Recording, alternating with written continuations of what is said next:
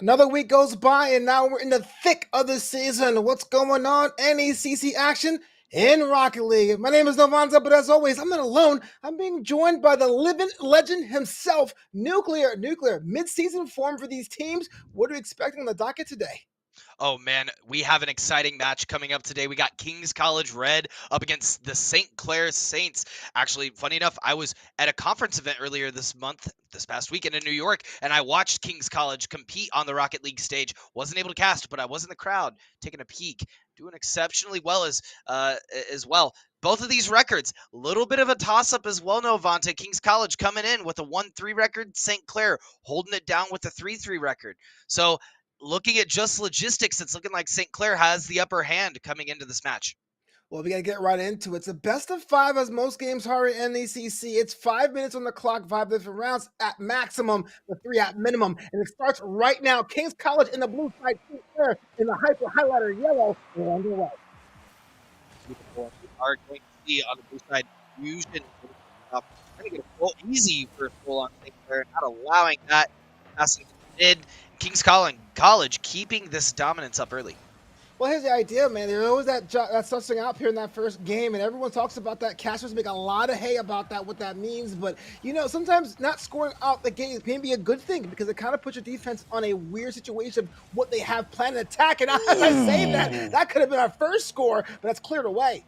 Yeah, that was insane play by Sean off the nose of the car, getting it up and out of the goal on the side of King's College. Great defense. You're 100% right, Novanta. I think that as a college director and coach, when I look at these matches, game one is all about information. It's what you can gather by seeing how the teams play. That's exactly the case. About a minute gone, the first one in a best of five. I know you have some leeway in trying to make a scoring lane happen, but you don't have all the time in the world. Still tied at 0 apiece, and Nitrix try to cut off a pass, but it's stopped by Sean. And it's back on that orange side for just a little bit longer than King's College would have liked. And even though nothing has really broken the deadlock quite yet, it still makes you wonder which has the more control, what side has more control, more possession. Well, right now it's seeming like it's King's College, which is a bit surprising considering the record. They're coming off a loss last week to Northwood Blue, and it looks like they took VOD review pretty seriously going into this set. But St. Clair's kept the aggression up on their side in the past minute or so. Yeah, there's no shame to losing to Northwood. That program, top to bottom, it's just been on another level. But that being said, that's what I love with the NECC. To really a time to try new tactics. And even though the team's supposed to be in mid-season form, there's still a little bit of leeway there to see what you can find a creative path to net. But yet, 3:08 to go. Still tied at 0 apiece. It's best of five. St. Clair's looking to open the scoring, but Sean has been all over, being able to stop any kind of offensive muster from St. Clair currently. Yeah, Fusion, with a backflip, trying to guard goal. We see guard go up and come back down, not continuing that push. Sean trying to get something off the corner. We're going to see another demo come out. St. Clair really fishing for these demos now and trying to keep King's College in disadvantage.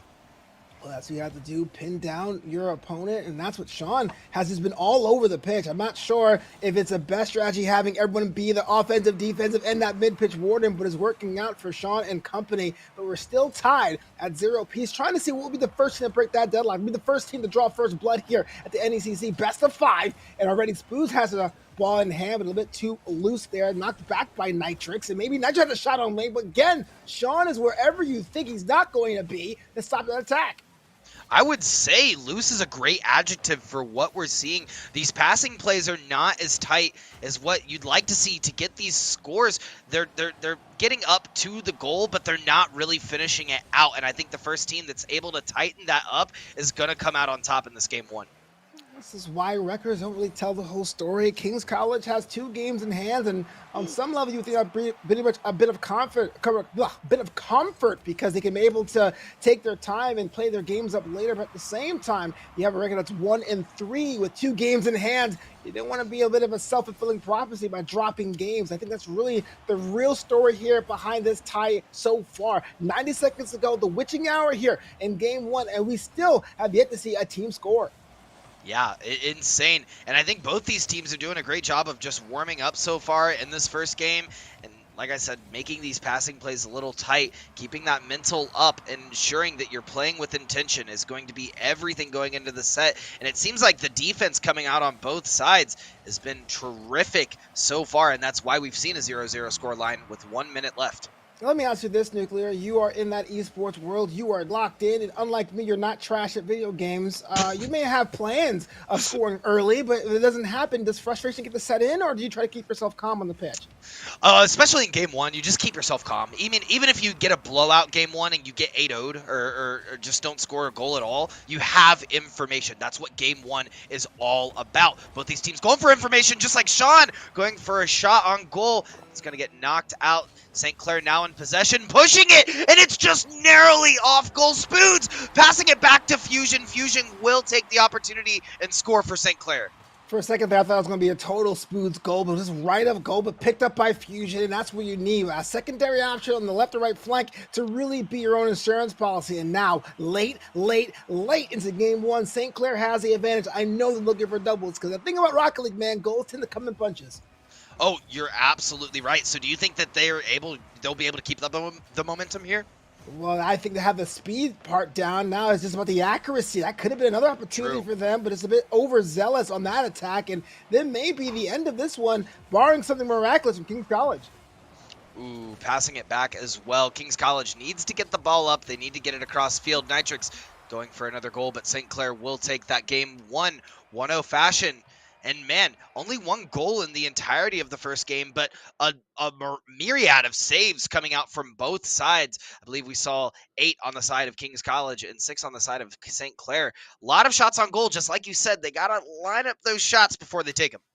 Yeah, it's a very, very plausible first beat in the story. You see two giant bucks lock horns, and there wasn't so much as far as give and take, but one goal eked out the difference. Something I didn't expect going into this one, but now that I see it, now I know how these teams are working, it could be a common thread throughout. St. Clair has the game to their tally. I know King's College want to get that, so I always say game 2s and 4s and best of 5s are always way more aggressive. I'm thinking way more bumps and way more demos.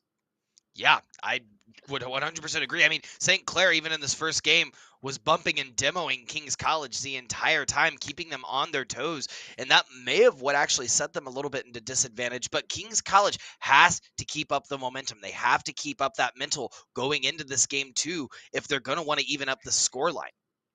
Well, NECC has been a topsy-turvy season. We've seen reverse sweeps. We've seen sweeps outright. You can't call it. It's just very, very unpredictable. Any given Tuesday, we say, Game 2, Forbidden Temple, daytime, and we're underway once more. Speaking of reverse sweeps, what's an interesting point is University of Massachusetts Minutemen, St. Clair lost to in a reverse sweep 2-3. However, King's College beat them week 1 3-0.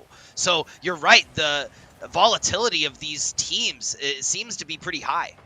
That's why I love NECC so much. They don't tend to be behemoths like that. Anyone has a chance to really break a meta, to really make a statement at any point in time. But that said, 30 seconds gone in game 2. Once again tied. This is a really story we're familiar with by now. King's College looking to even up their series tally. St. Clair had the first shot on goal, but that's knocked away by King's College right when you need to be. Defense is super important. And I guess that St. Clair has a second and third opportunity on goal. And sometimes if you're on the blunt end of that there, it may be seen like you're at a battering ram or firing squad. St. Clair opens the scoring. Or caught in the mix, because Fusion just took him to the grinder. Guard not able to get there in time to do the namesake, and gonna put one in for St. Clair. Very different rhetoric from what we saw the first game, Novanta. St. Clair now getting a goal up with only 50 seconds in.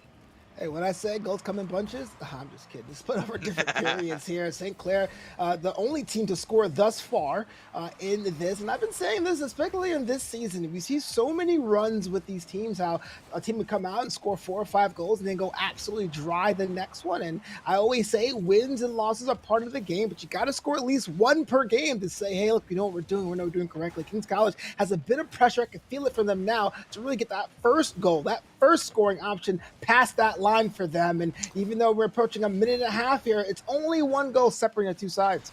Yeah, I'm seeing a lot of no boost coming out from King's College. St. Clair keeping up that aggression. Nitrix lining up the shot like we were talking about, firing, hitting the sights dead on. Pass back, and that's not the pass that King's College wanted. It was straight into the hands of Nitrix. I think you hit the nail on the head. The shot wasn't particularly glamorous, but everyone was just starving for boost, just throwing up a fender in light defiance, and St. Clair has 2 goals to 0. Yeah, that's all. That's very hitting the post, almost going in right off the goal. That was almost a crazy shot from King's College. Gilmore boys now fighting in the midfield. Fusion putting it up. It's going to be on St. Clair's side. St. Clair doing a great job of just keeping King's College in disadvantage when it comes to this boost. Every time I look at Kings, it's like they're out of boost constantly, and it tells me that St. Clair is just fast to the pitch on field. I'm with you, Nuclear. Even though it's only 2 goals, I mean, that's not totally, impossible to evaporate there if you're at a deficit. It does feel like King's College is playing St. Clair's game a lot more slow, a lot more methodical, a lot more bounce passy, being able to reset, and that could have been another one for them if that goal goes their way. That was even a great pass back for St. Clair. That was kind of a bit of a misplay from Sean, trying to get that up. Nitrix now looking for possession. Not going to get it past guard quite.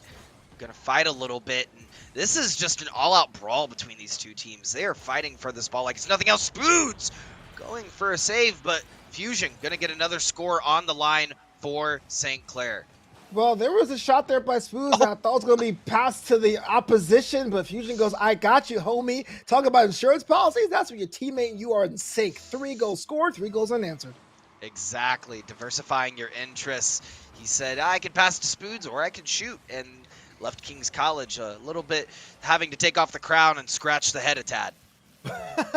A puzzled king. I like that. That makes sense. But that becomes a story here. We have ourselves our first goal there from King's College. It was, 8 minutes had elapsed, and I was starting to really wonder about the shooting prowess, but you know what? You put the food on a platter, and most teams will eat. Bang! Yeah, it almost looked like he was going to go for a pass back, but hit it off the side of the car. Great angle there from guard. Getting the first goal on for King's College. Like you said, Novanta, does Kings have a chance to come back in this game? Well, I can tell you the thing about Rocket League, there's only 2 mistakes you can make, and that is 1, hesitation, and 2, thinking a lead is secure. Within 2 minutes here, and a goal a minute is definitely possible, definitely doable. We saw it in this game as it is, but as Spoods and company try to make sure they have their 3rd goal advantage, and a crossbar denies them. And I can always tell you this, Nuclear, the crossbar doesn't care what team you play for, they're in for themselves. Oh, and almost a great pass mid from Nitrix. Spoods opting instead to take it up, passing it back down to Nitrix, going for another shot. Man, they are aiming for that crossbar. I am convinced St. Clair is just doing it to keep King's College on their toes. Bam. And Spoods finally makes that happen. You know, sometimes when you're in the run of play, it almost feels like there's a magnetic strip between the ball and that crossbar. So you see that Spoods actually had a low shot, but the angle still arced up anyway. Thankfully, the net caught it this time. 4-1, still favoring St. Clair. St. Clair has maintained the lead for a game and some change. Ooh, and that was a great save. Guard almost taking it out, but Nitrix taking it up now, pushing towards midfield. Gilmore boys passing it down to guard. Saw the opportunity, pushing up, but now that's going to be 2 players on the side of King's College with low boost, while it is on the side of St. Clair. They have little opportunity to back it up. Guard actually getting a demo on the right side. Sean pushing it up, going for a double touch. Not going to quite find it. Well, it's kind of interesting here. Well, the praise I have for King's College of having that almost that speed and having Sean be that 4th car has really been their detriment, because even though they're faster, it opens up pockets on their offense that has been easy to exploit. St. Clair has 4 goals. I think 2 of them were truly earned. One of them was more of crimes of opportunity, and they're still looking for more here in the final minutes of game 2. Very, very true. And I mean, that also adds into St. Clair just making these areas that King's College cannot address. And the passing, the tightness we talked about in game 1, St. Clair is answering. These passing plays are just top tier coming out from this team. King's College not really answering effectively. Top tier, top shelf. The reason why they have that incoming quick chat there. Wow. Final seconds here in game 2. 4 goals in 30 seconds is not impossible, but dang close to it. And King's College shot on frame, and it's knocked away. And oh man, Nuclear, I got to ask you this. If possibly this record holds, King's College would be down 2, facing a sweep. What do you think is going through their mind there? I think it's the same that they've been thinking about game one. They have to tighten up these shots. It seems like St. Clair is methodical on where they want to put the ball, but Kings College is just aiming for the goal rather than sections of the goal like we're seeing from St. Clair. Oh no, oh no, oh no, he scores again! I saw it coming up off the backboard. Spoons knocking yet another one in. That's going to be a 6-1 scoreline likely for game one. Well, there is a slogan they say in Portland, and that's no pity. And that shot had no pity there. St. Clair wins this one emphatically compared to the first one, but they're at series point. Yeah. It's looking really good if you're a Saint right now, and if you're a King, you're just praying that they don't switch to democracy and you can keep this oligarchy alive. Magna Carta. Okay, so you have St. Clair in game one, all that Smash Mouth style Rocket League. Game two, that was there, and they built upon that with some of the aerials top down using angles. If you're St. Clair, do you repeat what you did in game two, or is there a whole new strategy you're going to deploy in the third one to make this a short series? Oh, I think that they're finally hitting their momentum. Game one for both teams, that's what that's used for. That time is meant to build up that momentum, ensure that what you're doing is not going to be a challenge from the other team. And it's obviously working for St. Clair. I don't think they change anything. They continue making these plays and keep Kings College on the disadvantage. We're here in game three, and we're not at Farmstead Night or Aquadome. We're actually in a standard map here. St. Clair looking for the sweep. Kings College looking to stop the bleeding and hopefully be able to score first. That's one of the first objectives they have, and that could have been an opportunity here, and it was a second opportunity, but no, St. Clair denies it with the line. Yeah, that was great control, though, by Guard, doing their best, keeping it on that side. Unfortunately, when you're out of boost and you're up against multiple Saints that have all the power in the world, there's only so much you can do. Guard now putting it mid, trying to shoot in for both. Gilmore boys gonna pop it in for the first goal of game three. Well, typically when teams having a game advantage, you think they'll be a little bit lazy, but I think that the St. Clair's issue here is just a bit too forward, and a coming run from the top, Kings College opening the scoring, which is something we haven't seen all series. This could be a harbinger for different things, Nuclear. Yeah, I think that this is, with it being their second goal of the entire series, they have to keep this momentum up. And I think it comes down to having the offense stay on the side of St. Clair. If you can keep the pressure on them, St. Clair cannot do much about it because they have noted that they have to get set up online for them to get these goals. Spoons now going in. Gilmore boys trying to get it off, but it is going to hit the crossbar yet again. Nitrix popping through, coming through as that third, and securing the goal for St. Clair, making it 1-1. You know, how many times have we seen this shot went awry? Second or third player bails out the first. About to call St. Clair the bank. This one here is a tied up affair there, Nuclear. Now, if I am Kings College, am I shaking in my boots, or is this come to be expected? I think it's come to be expected. I think you expect St. Clair to get a couple through, but as Kings College, you have to keep that mental up. You have to keep the communication up, and you have to match the energy St. Clair is throwing out. You have to ensure your passes are with purpose.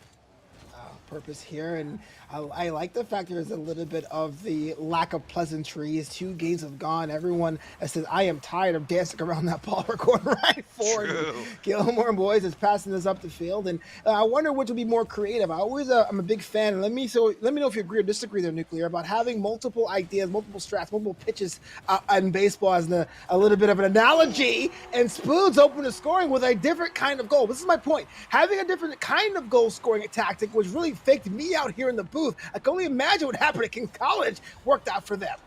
I think that there's a lot of things from traditional sports that translate over, and often, you compare Rocket League to soccer, and you would see the same type of plays in soccer. You can get it across field as a solo player, do well, mix them up, and get it in goal. So I think there is a lot of value to having, both the communication side of being a good teammate and just the absolute raw talent and skill of being a solo good Rocket League player. That's exactly what we just saw from Spoods to get St. Clair the advantage. So I definitely agree with you, Navanta. We always say that soccer is a team sport, and so is Rocket League. But every time we see individual effort, I go, ooh. But yeah, we're still at 2-1. Only 1 goal separates these 2 teams. And I've said it time and time again on this cast. So if you heard my voice before, I apologize. But a 1-goal lead isn't much of a lead at all. And Kings College is looking to make this another tied up affair. But almost at halftime now, with Sean with that ball. Prost net has 1 to beat. Can he do it? And Fusion stops it. And at the line, got stopped by Nitrix. And another opportunity for Nitrix to play the hero. Wow, that was an insane touch from guard, trying to knock the defender out of position and allow an opportunity for Sean to score. But they were there. St. Clair is fast to recover, man, and they're showing it in this game 3. Another shot opportunity going to get knocked out by St. Clair. NECC now taking it up. No one's home. Colin Macaulay Culkin home alone. St. Clair looking for an opportunity, but King's College is finally reacting. It's very close. There's so many missed bombs, but those are the kind of shots you get if you're on the defensive end. You start going, hey guys, where are you? You know, you got caught with your pants down. Didn't really work out into a goal there, but you got to tighten up that defense or, you know, score yourself. King's College makes it 2-2. Yeah, it's all about taking advantage of the opportunities presented and adapting. Gilmore boys putting it down. Spood's not able to get it out, and guard will do the opposite of the namesake and be on attack this time, evening it up. And like you said, Novanta, a 1-game lead is not that much of a lead at all, if that. And that's exactly what we're seeing in this game 3. King's College looking much stronger now than they have in this entire set. You know, it's neither here nor there, but I would watch Gilmore's Boys show hardcore. Agreed. Yeah. That'd be so funny. Yeah, I know, right? Who'll be lower line? Lower low? Okay. So anyway, it's about 90 seconds here. It's still tied 2-2. You kind of wonder which should be the one to really be the one to be the hero, the go-ahead goal, the silver goal situation, if you will. Nitrix and Company has really stepped up for St. Clair, and at the same time, Gilmore Boys and Guard has done that for King's College. And you don't want a team to lose. You don't want anyone to lose a series. But with St. Clair, with 2 games already in hand, they want to make this a short one. Ooh, and they're trying to. King's College putting it back, not allowing St. Clair to make this a short game whatsoever, and they're actually, you know, making them hit the gas a little bit harder. St. Clair, if I'm St. Clair, I'm a tad confused and probably concerned right now with the scoreline and how much time is left. Only 50 seconds left on the clock. Well, this is what we were talking about, the scoring production. You know, last game, St. Clair had so many goals coming from so many different angles. And not saying 2 goals scored isn't necessarily bad, but it does seem they've worked a lot harder to get those 2. And as we hit the last 30 seconds here, still a tight game. Spoon's looking to change that off the backboard, hit the second touch, and it's knocked wide. And thought it'd be clipped by Fusion, but it wasn't. Yeah, I think where we're seeing, demo coming out, and I think where we're seeing a lot of this confusion. No way. Oh, okay. I was going to say Gilmore Boys definitely has that. If not, I'm concerned. 2 defenders now going past Gilmore Boys. Goals wide open. Bit of a too hard of a pass, so guard won't be able to get there in time. Sean putting it up. Guard putting it back mid. It's a little bit out of range. Gilmore Boys fighting Spood. Spood's getting the demo. Nitrix going up for St. Clair, going for the goal shot. The double touch. It will get stopped, but not for long. Fusion coming in with the mix-up yet again and putting St. Clair in advantage 3-2 in 1 second left of what will be game 3, potentially the final game of this series. I wrote down overtime in my notes, but I have to cross this out now, barring something miraculous. 1 second to go on the clock. King's College find an equalizer. And the answer is no. St. Clair wins this one in 3 games straight. Wow, and what a dominant match from St. Clair. We did see King's College pick it up in that final game, do much better, was a lot faster to reactions, getting the touches they wanted, making those passing plays quicker to the defense, which was a major point in game 1 and game 2. But it was not enough in that game 3. St. Clair narrowly making it through. Yeah, speed has to go with focus for it to work. King's College was a faster team. Sean was wherever they needed to be in game 1, but it felt like that speed was there for that side, but it really wasn't on point. It was like speed for the sake of speed, and a team like St. Clair took advantage. It was kind of unfortunate for King's College, but St. Clair once again shows they're one to be reckoned with. Oh yeah, once more the Saints will come out on top this time over the Kings, and it was a great series. It was a great game. Neither team should be disappointed with how they play. I think this is going to be a great set to VOD review for Kings College, especially in game 1 and game 2 where the defense wasn't quite there and their boost management was a little bit low. I think there's areas of improvement there for sure. Absolutely. We'll be taking a quick break. We have more Rocket League action all night here at NECC. So if you're in that chat, make sure to drop a follow. We'll be right back after this.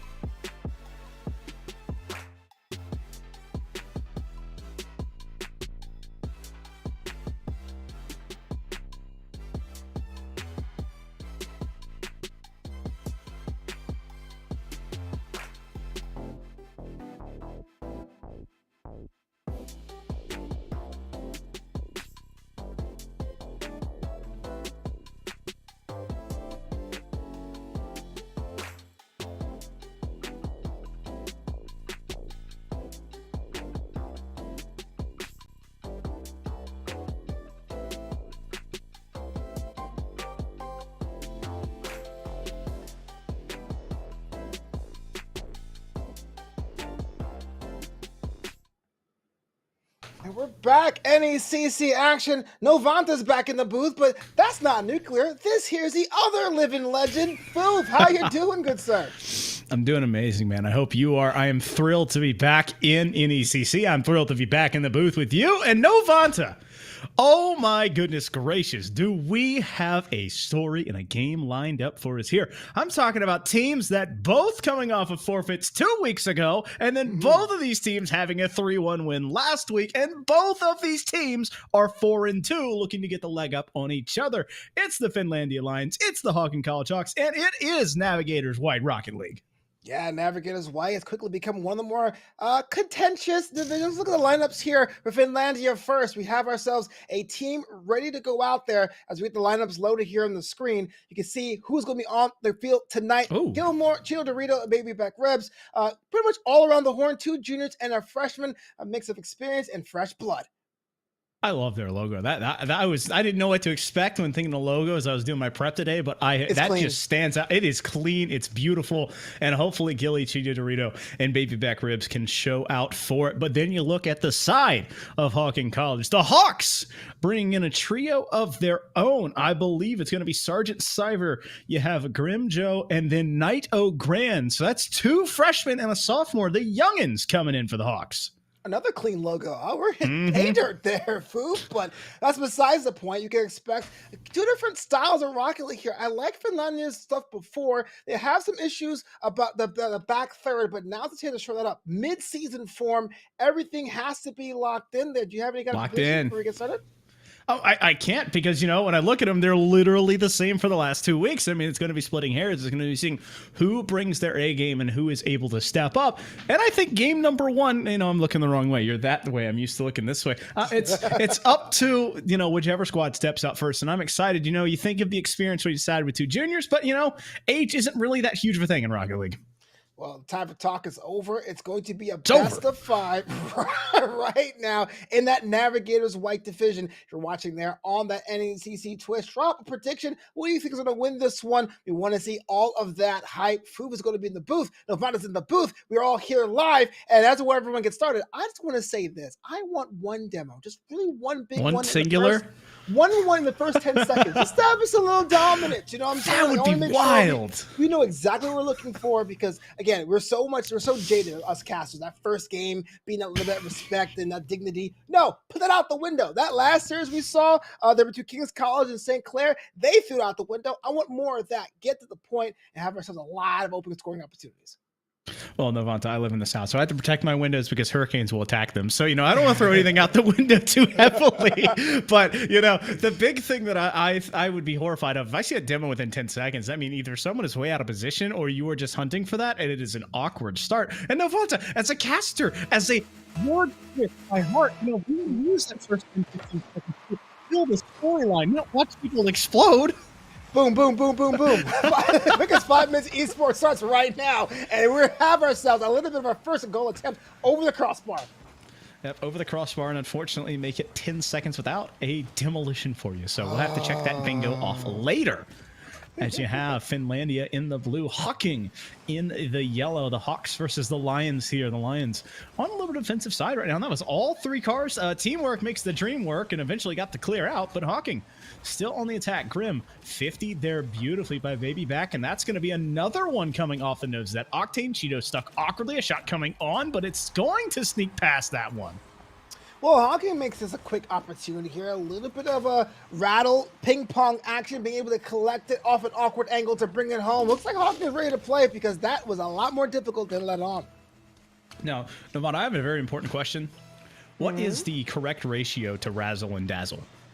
Oh, it has to be 50-50. You know what I'm saying? Okay. It's kind of like a give and go. A little bit of a Rochambeau. You know what I'm saying? Okay. A little bit of this and that. Okay, I didn't know that. It just kind of came to my mind as I was watching that because it felt like it was equal on both sides, and it worked in the end. Baby Back trying to find a clear. There was your demo hunt as Cheeto was searching for it. Knight O'Grand as well, having to dodge that one out. Maddie beat on the sidewall. Another shot coming on, and that one is saved at the last second by that breakout in Cheeto. Grimjo, it's kind of an awkward spot here being pushed by his teammate. You know what? Cheeto does not take anything for granted. He pushes teammates, he pushes the ball, he pushes opponents, and it's working right now as they have the possession. Well, you Wait. know, look, I didn't get my. It's gonna be a score here, and it does. We have ourselves a tie game. Look, I was going to say 10-second aggression didn't happen. I'm a little disappointed, but the fact that aggressions happened in game one, I am satisfied. And now we're at a tie game. Well, it started with the bumps, and it ends with the bumps, and it goes in, finding that way. Finlandia and Hawking now tied 1 apiece in game number 1. Well, we have ourselves a tie game. It comes down to how long it's going to be. We saw 2 different styles here. Hawkins being able to do more of those crimes of opportunity. Finlandia being able to put that ball by the net by any means necessary. It is aggression versus aggression. And 2 different flavors if you're watching at home. And so it can go either one's way. And the fact it's tied reflects that. You're wondering which team can bring the Neapolitan, find the third flavor perhaps, and make it a mythical shot as Sarge looking up top. He's going to pass it to midfield, finding a teammate. That soft touch is on technically, but does not have enough to beat the defense. Baby back, pushing it there, but Nido Grand with a quick reply. And so it goes into the corner on this blue third once again. Maddie overrunning here, but you know what? Just opting to go for the boost, and I have never seen that topper before. I love it. Oh, the 3D glasses? Yes. Oh, yeah, it's pretty clean. Also, we have a very clean class. Clean logos, clean toppers, clean all around. And besides a little bit of miscommunication in the corners, we have ourselves clean rotations from both these teams. And, you know, I always try to guess who'll be the first one to draw the next blood here, especially in tie games. And when you have 2 quick goals and have a little bit of, wow, there it is. Well, Cheeto Dorito done messed up my cast right there. My call, that was going to be the best thing of the night. But Cheeto Dorito on cue, lower 90 makes that easy in the breakout. Yeah, it has a little bit of dust on the microphone. Had to wipe that one off because Cheeto just sneaking through the bottom there. And just perfectly at the midway point, 2:30 left on the clock. And so, Finlandia up by 1. Being up by 1 is great, but not necessarily ideal because that makes me sweat even harder if I have the lead and I want to be more aggressive and I don't have the lead. Hawking has scored before, and you're looking to make another tie game. They have 2 minutes to score 1 more goal. Is definitely possible, if not required, if you want to make yourself a winner in game 1 for Hawking. Yep. The Hawks now trying to hang around and find that way in as they have had an opportunity, took advantage of it early, and then it's been a bit of a mesh back and forth that has finally found a mark for the Lions. They have that 2-1 lead. This is Baby Back in an awkward spot. Cheeto went up for it as well, but you know what, Baby Back? Just do what you need to do, guy. Take it over your teammate, take it over your opponent, clear it all the way out, but can't find the 50, so it's up to Grimjow. Grimjow playing slow here. He's going to 50 this, but he can't get it to go. Maddie stalls it out, and so 95 seconds left to play. The Hawks still looking for that equalizer. Well, the thing is about Baby Back Rivers, it's been almost, I don't want to say overly aggressive, because that sounds like a bad thing, but sometimes you get another you level. asked for this. Yeah, you want to, drop a shoulder, you want to, stiff arm somebody, why not do it? And the thing is, you don't want to make sure you're that guy all the time, but if you have a way to break through the defense, why not be a battering ram? I mean, if it works, it works, right? That's all that really matters. And the Hawks might have to do that. Oh, that's an infield pass from a non-friendly player. Cheeto putting a shot on, and that was Maddie hunting for that demo. Nido Grand, though, able to stay alive and stay in the play. Less than a minute left in game number 1. Finlandia up by just as many goals, and so you just need to find one to play. A shot coming on, but stopped by Maddie, and it's still on this blue third of the field. Hawking still looking for this equalizer, and it's just standing at a 1-2 game. And wait. Oh, no. Okay. The team pinch on the other side of the net is the kind of goal that you concede. You go, what just happened there? But yes, they still have a 2-1 score, and Finland looks like they're in control. At least they're able to put one more back on defense to shore up their defenses. And usually I try to frown upon teams being that stationary, but if you want to protect the lead, why not go for it? Yep. Grim looking for that one, but another pinch. I mean, the teamwork, absolutely incredible out of this Finlandia squad. Hawking now with 8 seconds left. Need to find one. The Hawks looking for a 50 here. That's a good one. That starts it all off, but unfortunately, Knight's facing the wrong way. The touch midfield's going to let it fall down. No, Maddie, he wants to keep it up and clear it all the way out, and will do just that. The Lions up 1-0 in the series. This is what I meant by Navigators. Why being so contentious, being so volatile. 2 different teams gave us that 2 different flavors, but it's almost equal, almost like a yin and yang. But then you said Neapolitan. I'm like, who's going to be the strawberry? Obviously the best part of that ice cream, right? You're a strawberry guy. Yeah, hot take. I can't. I don't rock with it. I'm sorry. This cast is over. What is going on? Listen. You can take the strawberry. I'll take the chocolate or the vanilla. See, it's perfect. Okay, they get it. You think you know a guy. Game 2, and what other surprises are we going to see, Fu, between these two teams? Well, I hope that physicality stays out from Finlandia, and I'd love to see this Hawking College team match it, because that was one thing that they were missing. They were missing some of that physicality. They were missing some boost control and possibly some bumps to knock off rotations. But, neither team was holding on with a vice grip. It was back and forth as Maddie looks for that early, but can't get it to fall. And so you wonder if Sergeant Cyber and teams, including this Hawking squad, if they could get back onto the scoreboard and try and equalize this series. Well, absolutely. You said it, they hit the nail on the head. It was the two teams giving us a back and forth seesaw type action, and it says now more than ever. Even not this week or this series, you have to find a way to establish dominance over an opponent to really put yourself ahead. There's so many weeks these teams are on the losing end of shots like that. I mean, it's what about conceding goals here, Foof. That's what you don't want to concede if you're Hawking. Yep, just an overcommit from the third, right there at midfield. Cheeto breaking out the breakout and able to score first blood once again. Finlandia up on top. Well, Finlandia's found a way to score. They found a way to protect their lead. The one thing they haven't been doing is becoming a quick team, which is really a very, very small Achilles heel for Hawking to come on with, but so far hasn't really worked out for them. They're still down 1-0. It's very early yet in here in game 2. Not saying doom and gloom, not saying the sky is falling, not saying Foof is wrong for not liking strawberry ice cream, but something has to change for Hawking right now.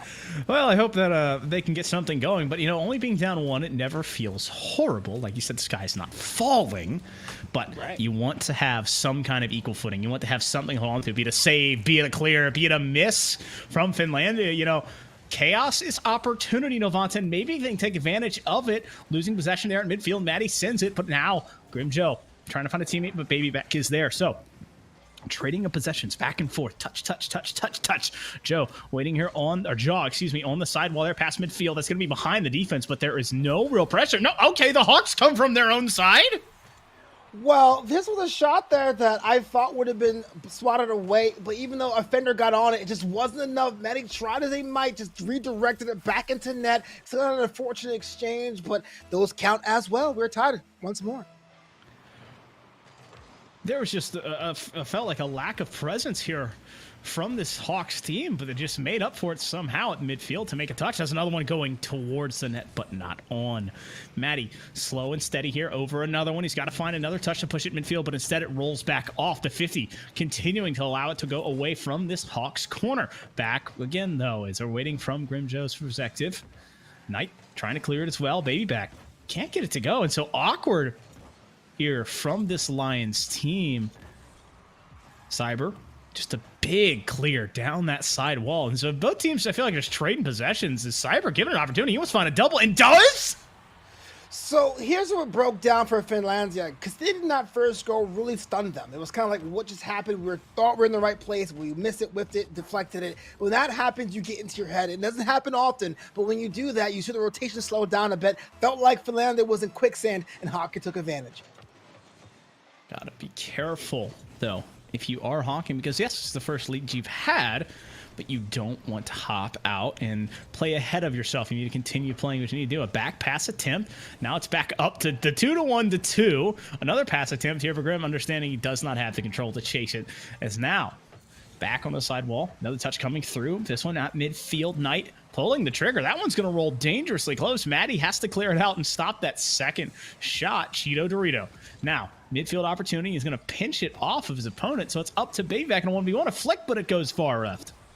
Well, it goes far left. It's not for lack of trying. That effort there will surely be rewarded because you're right in front of net. Second opportunity. It's floating in there. And Cheeto Dorito party mix, y'all. Makes it another tie game. Well, once again, the Lions find their mark. Grim can't get there. Cheeto Dorito doesn't want to let that one get saved, making it 2-2. Oh, that's what you need right there, to make sure another equalizes. So we're talking about having a one-goal advantage, not really being much of an advantage. You go left and right, it comes down to an error, a flinch, and you don't want that on your mental. So you want to be able to have a goal happen in bunches. But as it stands right now, we are once again level. Well, level, I feel like we're teetering back and forth in that really fun level state where, neither kid on the seesaw is letting their feet touch, and we're wibbling back and forth to see who drops first. Finlandia obviously has the lead in the series, but Once again, about the 100-second left to go mark. 2-2, tied up, both teams. That demo coming through there from Maddie. This might be the spark that they need. Grimjo, they're able to clear it all the way out to midfield. The pressure switching, a shot coming on, but going to be stalled by Maddie once again. Cyber, corner touch, looking for it, find it, and cannot get it to go, so it stalls in the corner a third time. Well, we're again starting in the witching hour of that second game, and it kind of is that ping pong action of long balls happening, and a lot of times it makes you feel like maybe if someone's trying to set up for a long pass, but when it fizzles out on both ends, you kind of wonder what is the idea. Maybe some short secure passes will do either side a benefit at this point. I mean, either team looking for that mark of a benefit as they just are neck and neck right now, door to door perhaps, just staring down, seeing who either backs down first, who's able to get that advantage. Touch coming through. Slow down here, Cheeto. Try to catch it, but it rolls a bit too far. It's a 2v1. Babyback, I thought he was looking for the demo. No, he's waiting for the pass, but pushed too far up. So it turns into a clear instead for now. Rolling back into the goalie's net again. Nidogran popping up high. Babyback and another teammate going for that. So with 2 blue cards up, this could be a chance. But Hawking can't get that clear, so it stays until it makes its way about midfield. Sergeant Cyber stalled by Babyback. And it's just a song and dance right now. They're taking 2 steps forward, 2 steps back. Okay, so that exchange was perfectly the problems of both teams on the thing. You had a double commit in the middle of the air, and that left Finlandia open all day, and Hawking was just too slow on the ball to really make them pay, and that's something we've seen from this series so far, just kind of like seeing opportunities, and as I say that, Hawking scored. You know what, Caster, man, I'm just going to shut up and watch this one on replay. Oh my goodness. I mean, it's just pandemonium, and I hate to re-harken myself, but chaos is opportunity, and that is the opportunity that Sergeant Cyber needed. He set it up, watched them all knock down, and then was like, oh, I could still score. And so the Hawks up by 1 here with less than 10 seconds left to play. They just need to close it out to tie this series up. A good 50 there. Babyback needs to follow to it. Him and Maddie need to communicate, but they don't, and Hawking will walk away with it. The sad part there, that could have went in a different 7 different ways from Sunday, but spiking it made it a tied series. Foof. We saw a different kind of game in this one. What do you make of it? Well, I mean, it's now back where we started, and it becomes a glorified best-of-3 Navanta, which I love, by the way. Who can win 2 of the next 3 to make it their series? Both teams are 4-2. Both teams are now technically tied in the series once again, and so we're splitting hairs. It's can one team kind of keep momentum on their side? Right now, it should be on the Hawks' side. They have that win. They got a big goal at the end. Can they worry that into the next game? Whereas if you look at the Lions, they had game 1 momentum, but couldn't carry it on. They had the first blood, but then could not carry it in that game. Can they wrestle it back and hold on to it? I'm glad you said that because I actually agree. Hawking had the possession, they have the opportunity. As long as they get quicker with their decision making, this could be an easier series for them. I know, just sit back and wait, giving their opponent way too much respect, as we say. And even though they won this one, it does feel like it was more of those goals left on the table. Here's a chance for you to really capitalize in the time. Well, speaking of starting, I mean, Hawking had a chance immediately. We couldn't even get out of the transition. Babyback trying to answer, and both teams throwing haymakers that land just beside their targets. 17 seconds in, mind you, and still 0-0, but neither team wanting to back down on the offensive end, making these defenses work, Novanta. Yes, we got to do, right? You got to really press the defense here. Too many opportunities that last game came down to that last man really being out of position. So you want to stress the defense if you're Hawking and Finlandia. What's cool to see, though, with both teams are employing the same strategy, you get these kind of back and forth action, which may frustrate either side, but does make for tense Rocket League if you're watching in the booth. Well, you know, you just kind of grit your teeth and hope for the best when you're holding on to one of these and hope you can come out on top. It bounces slowly off the backboard. Cheeto in control. Knight waiting for it and going to 50 it. No, he rolls past it. Both players roll past it. So Cheetah collects it on the breakout once again. It bounces up and down. It's a clear attempt coming, but Scooby stopped. Not Scooby. Sergeant Cyber stopped by a big 50 there. I was thinking MLE players. Oh, yeah. I've been there, man. A little bit of party in the corner, it seems, and I guess Finland is going back to that game 1 strat, hanging back, waiting for the counterattack. And usually I would say you don't want to be this passive, especially when you feel the momentum possession game has shifted. We're kind of out of ideas with the run of play, which is really good meta tip for anyone. If you have a strategy that's not working for you, that's not working for Landian in game 2, you try and think of a strategy. What better way to do is to sit back on your third to think. Don't do it all the time, but just make sure you have something there in case you are scored upon that time period. Cyber trying to win a 50 and does. That is 2 in a row for him. Maddie and Babyback going for that same touch, so it keeps it on Finlandia's half. Hawking looking to continue to create more pressure through bumps, missed touches, and controlling plays. Babyback looking for a pass. Maddie on the receiving end, but Grimjow able to intercept that one and push on the sidewall. No, he can't find a second touch, and so Cheeto kind of wins the ball here. He's going to go for the boost in an awkward spot, but it's just awkward pandemonium right now in front of that. A pass attempt midfield. No, he's keeping it tight to the chest, and Grim able to clear that one out. Well, the thing I like about Cheeto Doritos is able to be the bad Bond villain, also able to be the henchman when needed. All the times you see people do that on offense.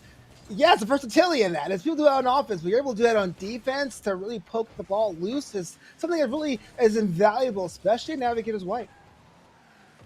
And, you know, I kind of look at players like that who can be that front runner as well as that kind of back drop to other players. Those are some of the best players to have on your team as teammates, and they're my favorite to watch, and you wonder if they can continue building this. But here we are, Novanta, past the midway point, past any spot where we've seen a goal before, and we're deadlocked 0-0. Both these teams have built it. Cheeto's hunting for it here. You talk about being the villain or the crony there trying to find it, but he can't get it to work. Yeah, sometimes you have all the tools at your disposal. All you need is the opportunity and having things on frame. You see, when you're playing a team that's basically your equal, whatever that may be, even if they have a different strategy, different kind of approach to things, you don't get as many opportunities, ironically, or maybe paradoxically, against a stronger team or a weaker team, because they play like you, they play in the same sphere as you do. So when you have an opportunity like that, you got to put things on frame. You got to be accurate. You got to have intention with your aggression and demolitions, or else you'll concede one. And that was a last-ditch effort. That could have been a goal. That was high, that was low, and both of them were stalled. Beautiful defense coming out from the Lions as they defend their home. Pride Rock will not fall under siege today, but Cyber putting another touch on. Maddie keeping it up high, the ball falling back down into the net. There's an opportunity, but he can't find the touch. The Hawks, a miscue means the Lions will stay and have a sigh of relief, but they are still under attack. Baby back ribs with a bit of a clear. Grimjow into the corner. Rolling back down once again we go, and this one tries to find its way to the midfield, and that touch keeps it awkward for Cyber. Cyber might get caught up here. Nido Grand, though, staying back and in time, ready to clear that one. Well, I can't believe there's a Pride Rock reference here today. I mean, Michigan, Africa, you call it, but you're right. It's been so close. Each team's going to wire a shot here. They're going to pass the net and maybe a backflip, and let's clear it away and stop at the wall. Third opportunity, and that is also swatted away. Boom, this could be that Avengers moment. Should have aimed for the head when you had the chance. We're still tied at 0-piece. I want to say I'm going to hold my breath here because another one coming on. I feel like I'm looking at trench warfare. Both sides sending offenses just to these entrenched stallion defenses that will not break and will not relent, and then it's just volley being sent the other way in return. Now a shot coming on, but there are just so many cars parked in that blue net ready to save 2-1, and I think we're going to get overtime here with no winner or no goal found in regulation of game 3. It's a different kind of feeling being at 0-0 overtime. You know, tie games are pretty much the same deal, but when no one has scored, I think everyone tries to estimate their own frustrations with their opponents. And who's going to be the really one to say, you know what, I'm going to try something new you've never seen before to put you on the back foot. That's where heroes are made. You know, dropping the leg weights, right? Getting to everything they can is Baby back off the backboard. It bounces back down. Nido Grand 50 beautifully, and so it stays on this Hawking third.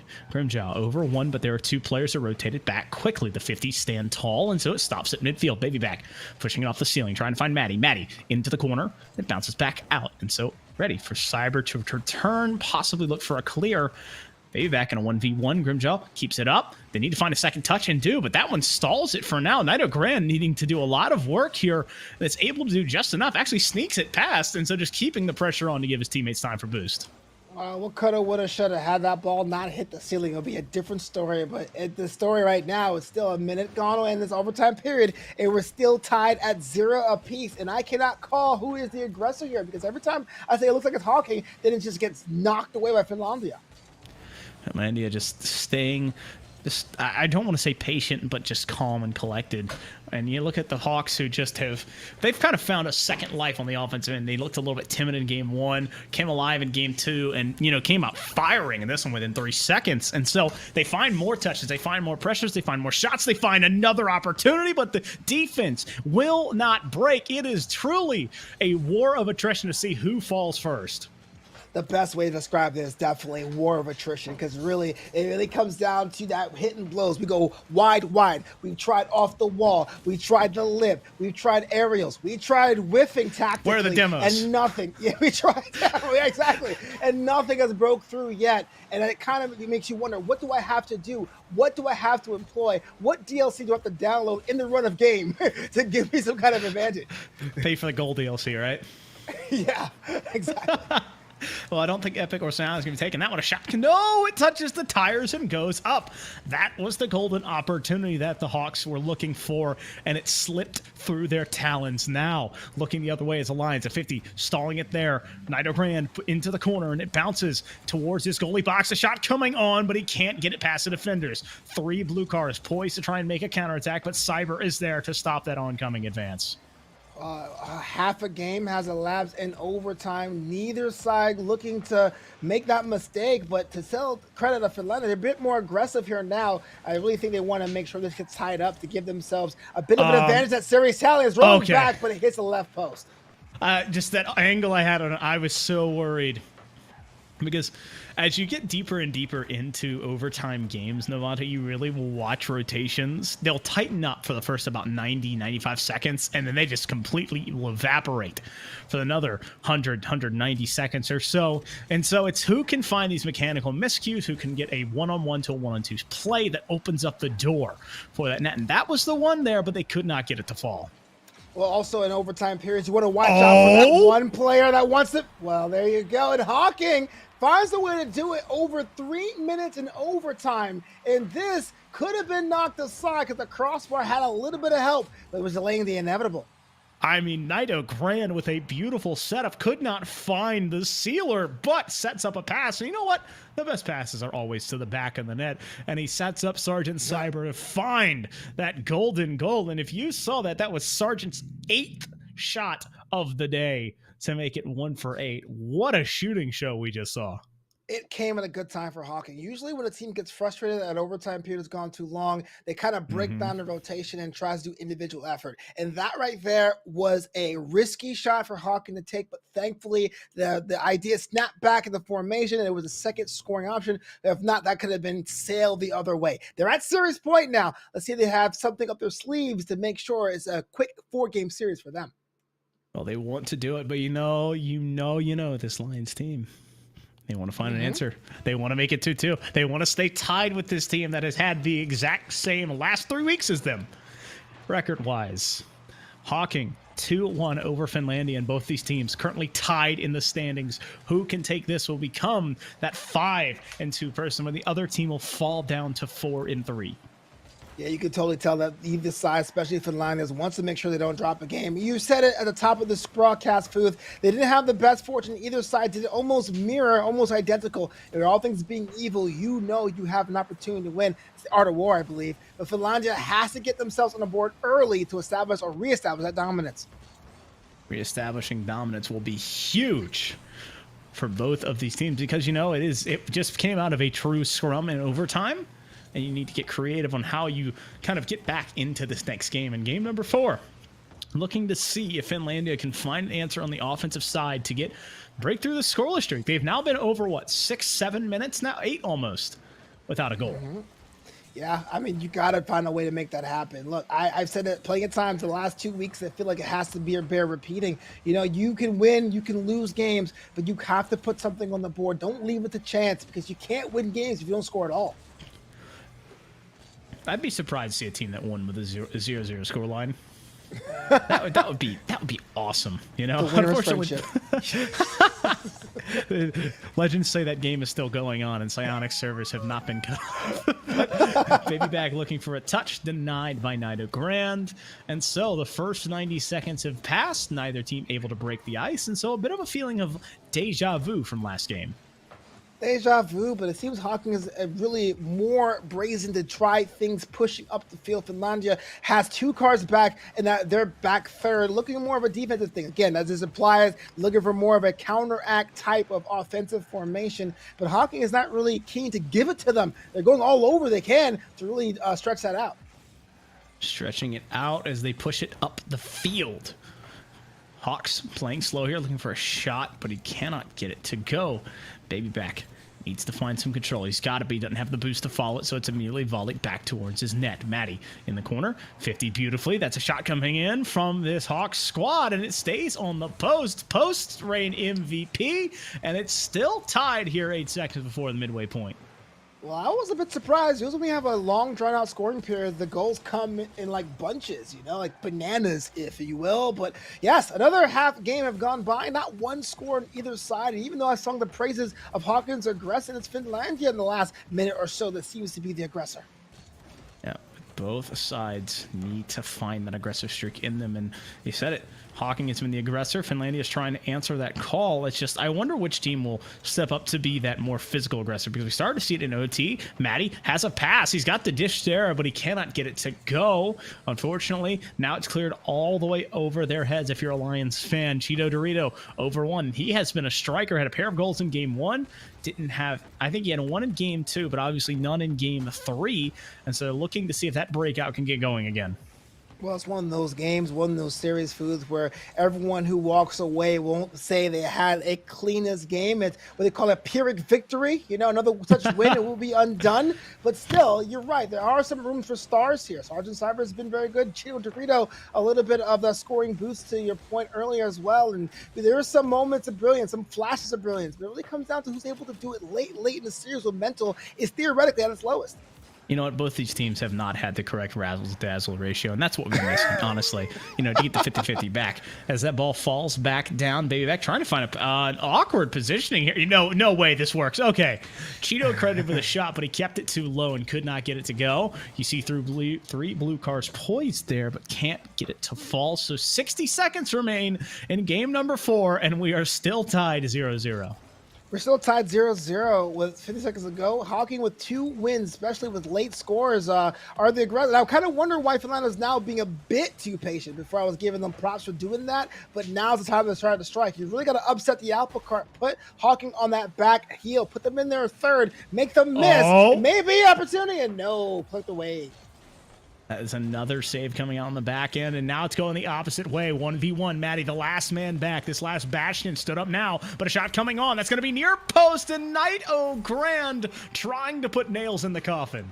Well, stop me for her this one. A tie game goes on for a long time and is broken by Hawking. The Hawks make this one look easy. That's something I've whiffed plenty of times when I played. Also, stop me if you've seen this one before. There was all of that happening, and then Sergeant Cyber and Knight O'Grand combined to break it. This time, though, Knight O'Grand, the recipient of that shot and goal instead of the assist. Sometimes just kind of wish for the ball resets. Finlandia's last chance in regulation to make something happen. With only 5 seconds to go, let's see what they plan. Oh, what a touch. 3, 2, 1. Now it is up to really Rocket League and Psionics Gods. That's a non-favorable touch. Side just wants to put this one down and does. Hawking take 3 straight, as it looked like the Lions were going to try and run away from this one, but they will fall to 4-3, and Hawking move up to 5-2. Yeah, it's actually like 2 different series for Finlandia. That first game was so great. You could have clipped that out and say, hey, look, we're doing pretty well, but the wheels fell off. And as much as I hate puns, that's exactly what happened for Finlandia today. And if you're looking at Hawking, they had their backs against the wall. Shooting production, goal scoring production was pretty much minimal or kept to a minimum. And they found a way to manufacture goals. This one here was a tough one, but they went out here in 4 games. Had to sweat it out. Some games aren't the prettiest, some games aren't the cleanest, but all that matters for the Hawks is they got a dub and they continue their winning ways. Novanta now standing at 5-2 and moving up in the standings as well. But that is not the last that we have. That's only series 2 for us, I believe, Novanta. We have a lot more coming up, correct? I can't wait there, boof. Well, Novanta, thank you this way. Thank you for joining me. Twitch chat, thank you all for joining me. We're going to be taking a short break. We'll see you in a bit.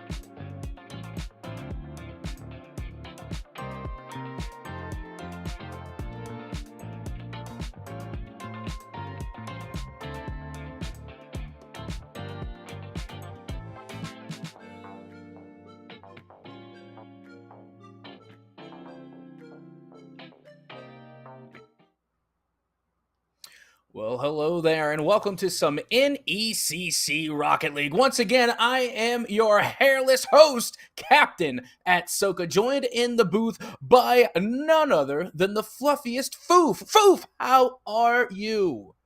Gotta say that's a new one today, but Atsuki, it just meant an absolute wonder of a series before. It went 3-1, almost went a distance of 5, but we have another one that's going to be interesting coming up towards. We have Ottawa Gray going up against East Carolina University. I almost said ECU, but you have to make sure you tell them East Carolina University Purple, where you have Ottawa Gray. They're 4-1. ECU, they're 1-5. So opposite ends of the spectrum here, as Ottawa Gray trying to continue their momentum, where ECU, they're trying to get back on the winning ways. Yeah, I mean, honestly, if you want, you could call East Carolina University Purple and just call them E-Cup. I mean, I don't know if we can get away with that, but I feel like that'll work. We just call them E-Cup. But going into things, getting down into the really nitty-gritty, let's get into some of these rosters, okay? I want to see some of these players real quick. Let's see who we got for, of course, the Ottawa Esports lineup right here. Coming up first, the freshman who is a history and political science major. It's none other than Lobster.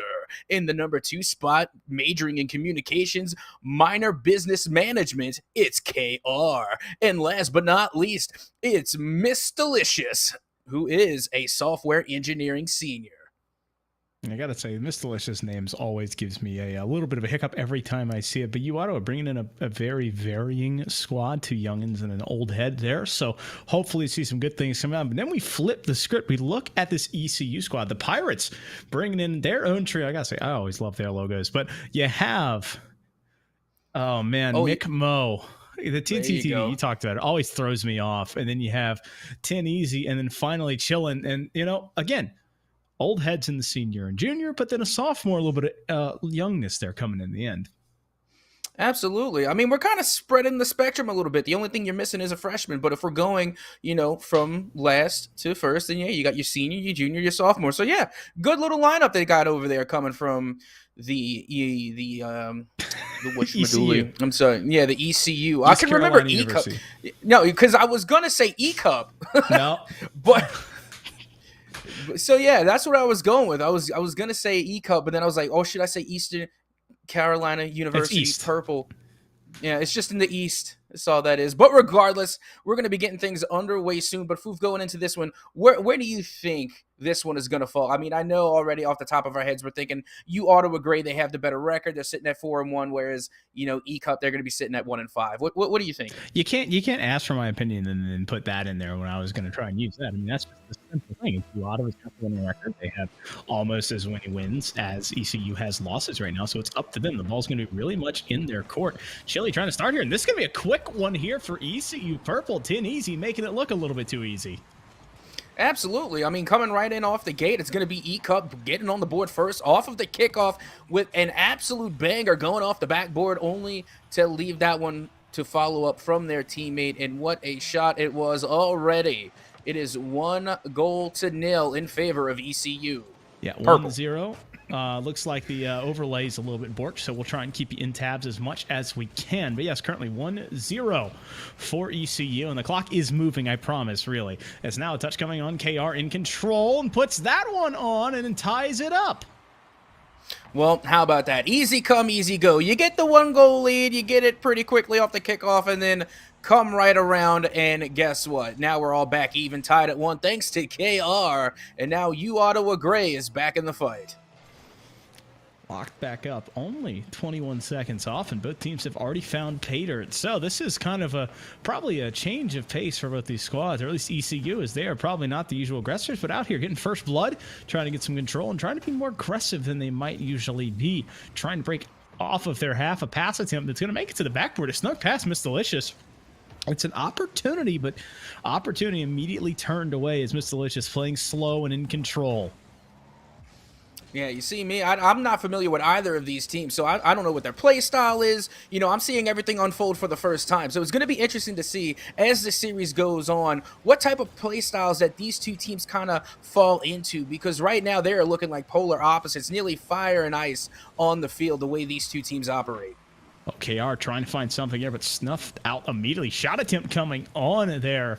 as Mick trying to sneak it through, but McMo cannot get it to fall. This defense beginning to stifle any attempt as the Pirates have to back off here as they had a little momentum, but with no goal coming out of it, they retreated into gathering that boost. Yep, now it's going to be McMo, 64 TTV, trying to take a solo air dribble, but you can't solo and pull off the air dribble against two defenders. They tried, but could not find the goal line. Now, going back once again, the onslaught of offense coming from ECU Purple is finally staved off long enough to break out of U Ottawa Gray's half. Well, the 50 coming through, and Tiny Easy keeps it there. And now chilling. 1v1, but Lobster with a big-time stall there. Keeps it on the Pirates' half. U Ottawa, the Chargers, looking for one here. It's in that goalie's box for long. Pass midfield, Miss Delicious is there, but it's snuffed out immediately. The Pirates flipping the switch and going the other way back onto this blue half. That's a really awkward spot to leave that ball. McMo is there. He wants to find another touch. He's up in time, pulling the trigger technically, but denied immediately by one of these Chargers defenders. Yeah, I'm still not seeing a lot in the formula, not a lot going on in the equation. You see, even then, I was 100% certain that that one was getting saved. I was confident in the defense on that play. But regardless, you know, we're not seeing a lot of calculated pass plays unfold yet. I'm really just seeing people being extraordinarily polite on the field. They're like, okay, it's your turn to take a shot. Oh, now it's your turn. Oh, by all means, it's your shot. Now it's your turn. So I'm still waiting to see some really in-your-face, heavy, aggressive pass plays. But hey, a good old-fashioned solo play will do, as KR is going to get the go-ahead goal for their team. I wouldn't call that a solo play. That was 1-2 to 3. I mean, it was set up the whole way. Lobster to Miss Delicious. Miss Delicious off the backboard. KR with the clean. But all that matters is it's a 2-1 scoreline. U Ottawa back up. Yeah, I didn't even get to see the pass play, but you're right. That was actually an assist that came off Miss Delicious. And good backboard read for that coming from KR to get the goal there. And now that we reach the 2-minute warning, U Ottawa Gray officially has the momentum on their side. Yep, Chargers back in control, but the Pirates have the ball for now, but that miss on the boost means Tin Easy loses out on that possession. Chillin ends up pushing the ball right towards both of these defenders. Neither was ready for it, so he's got a near post play. Looks for the shot, but not enough on it to beat Miss Delicious. Beat 2, but couldn't beat 3, and so, wait, the Pirates have a chance again. KR with the save, though, a double commit on this Pirates side means that U Ottawa Gray gets time to rotate back and through. A shot coming on that's far post. They caught him sleeping, and McMo tying this one up. I don't know if they caught him sleeping. I just think this was a dirty pass. Look at this. Stopped on a dime in the corner. Able to get past one defender. You know the pass is so bad when you literally break the axles of two goalies and make them hit each other. What a insane pass coming out from ECU Purple, and a good read from the offense and the striker to be at the right place at the right time to put that one in right into the back of the net. Now all things are tied at 2. Deuce is wild here with 75 seconds left to play. Chillin is up. He's looking for his teammate. That's going to be a pass. Tin Easy. Tin Easy with the redirect, and KR not ready for it. ECU hitting a little bit of that pinball action.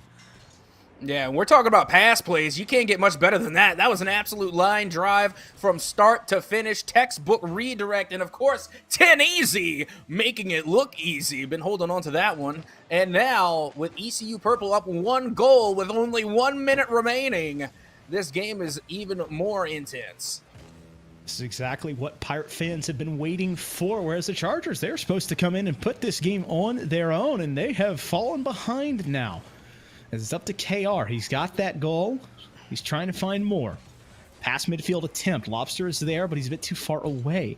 KR with a back pass. McMo on intercepting this one and couldn't find the back of the net, but almost missed a big mistake there, but it got turned away as that pole is standing a bit too tall. Double come in here on the Charger side, and so that pressure getting a bit much for them is that 2 cars going up. They don't have a third to take the shot, and so they just kind of have to scramble back around and reset this possession. A shot attempt, but it's off the sidewall.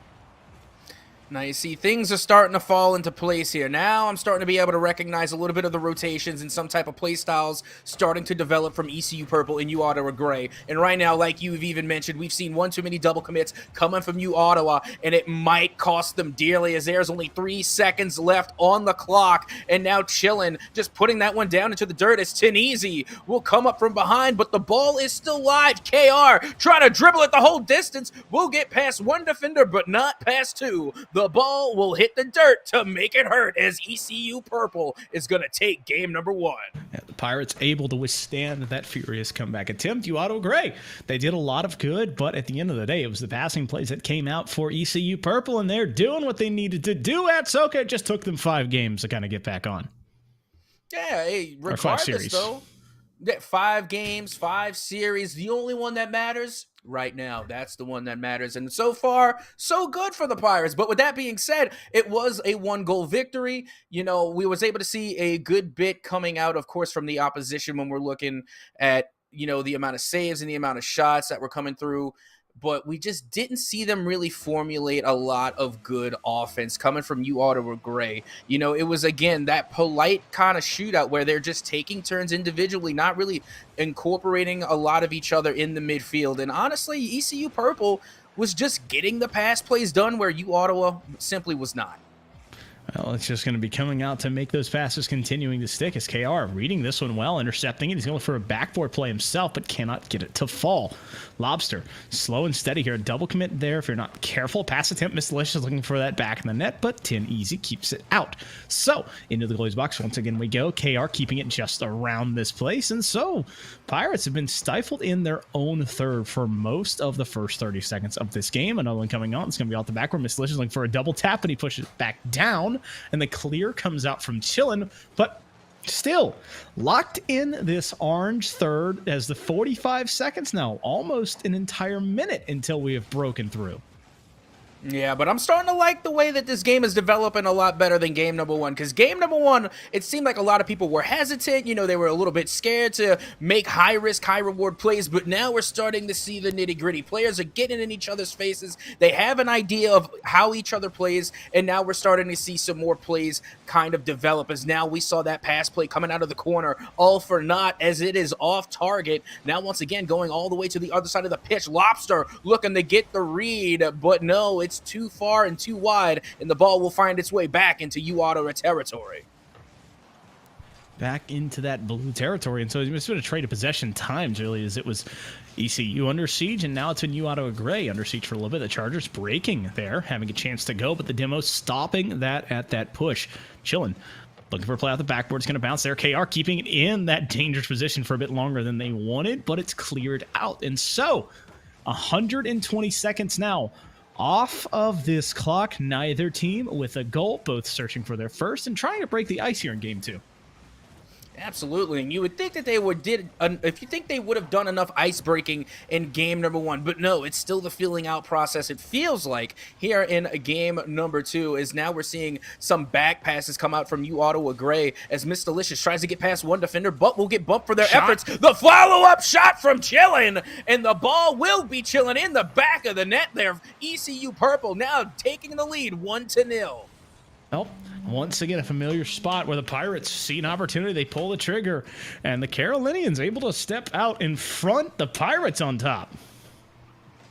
And again, this is kind of familiar. You know, in the very first game, if I remember correctly, it was ECU Purple to score the first goal. Kind of surprised nearly everyone. And now they're doing the same thing here again in game number 2. As we just hit halftime, we see yet again a 1-0 lead in favor of ECU Purple. Gotta be careful, slow it down, and find an angle. Lobster waiting for the touch, past midfield. 10 easy looking for, but he cannot get it to fall. Off the sidewall, Lobster looking for KR. KR pass forward to Chillin. Chillin there, but he puts it too high. That was the 1-2-3, but they couldn't get it to go. Yep, couldn't get it to go, don't you know, as this is going to go right back towards the ECU half, and now the bump coming through on Chillin, and now KR looking to get the shot as this will go right off the backboard and wide. Chillin now being able to come with the rebuttal, putting this one into the corner of UAuto Gray. Now, we remember ECU Purple is dangerous in the corners. That's where they've been getting most of their points, so it's really important for UAuto Gray to really get into their territory inside of those tricky corners. The ball just sitting on the sidewall, Chilling with a long touch, pushing to try and find one to go. They're defending a 1-goal lead with 90 seconds left to play. Back off the corner we go again. The Pirates looking for this one. Lobster with the clear, though, and is able to control it for now. 10 easy. Up and over. Now, that's a misplay from Miss Delicious. That was neither team finding a touch, and Lobster has control. Past midfield. He's got Miss Delicious. Miss Delicious pulling the trigger, and it's going to be a tie ball game. One's across the scoreboard. Now, you see, I'm going to call this calculated. This was just big brain plays because what we saw develop on the field over there towards the midfield, it was a tactical whiff, which there kind of forced other players to whiff. And before you know it, every single player on the field was taking a trip to Whiff City. And that left an open net opportunity for you, Ottawa Gray, almost kind of the equivalent of playing possum. You pretend like you don't know what you're doing, but you're just setting the other team up. And then you come in with an open net opportunity. And now they're able to equalize. And we're sitting at 1-1 with 1 minute remaining. One left and one's across the scoreboard. Both teams sitting at a goal apiece. That's an opportunity, and that is KR signing off on it to give you Ottawa the lead.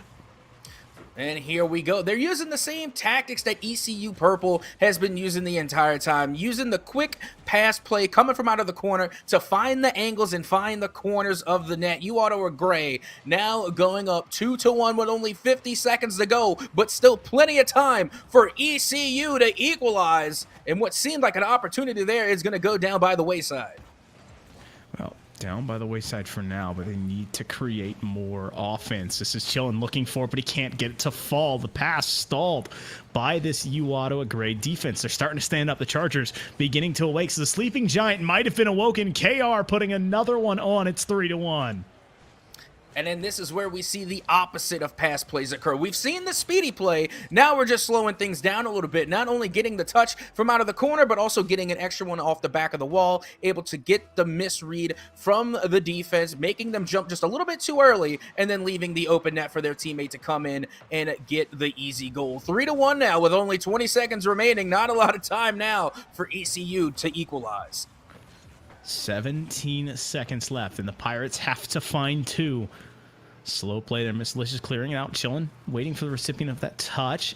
McMo off the backboard. Chillin wants to find this one, but he can't get it to go. KR trying to stall it out. 4-3-2. Chillin with a bump. And now the ball resting on the ground. You Ottawa Gray ties it up one apiece. Yeah, and honestly, what we just saw from you, Ottawa Gray, was if at first you don't succeed, try, and try again, because they literally kept getting every single shot deflected, saved, and cleared away, but they didn't stop. They kept the unrelenting offense time and time again, putting shots on target, putting them off the crossbar, putting them off the sidebar, putting them off the goalies, but they didn't stop. They just kept attacking, and eventually they found the back of the net. Not one, not two, but 3 times on the board, so the offense really came into play for you, Ottawa Gray.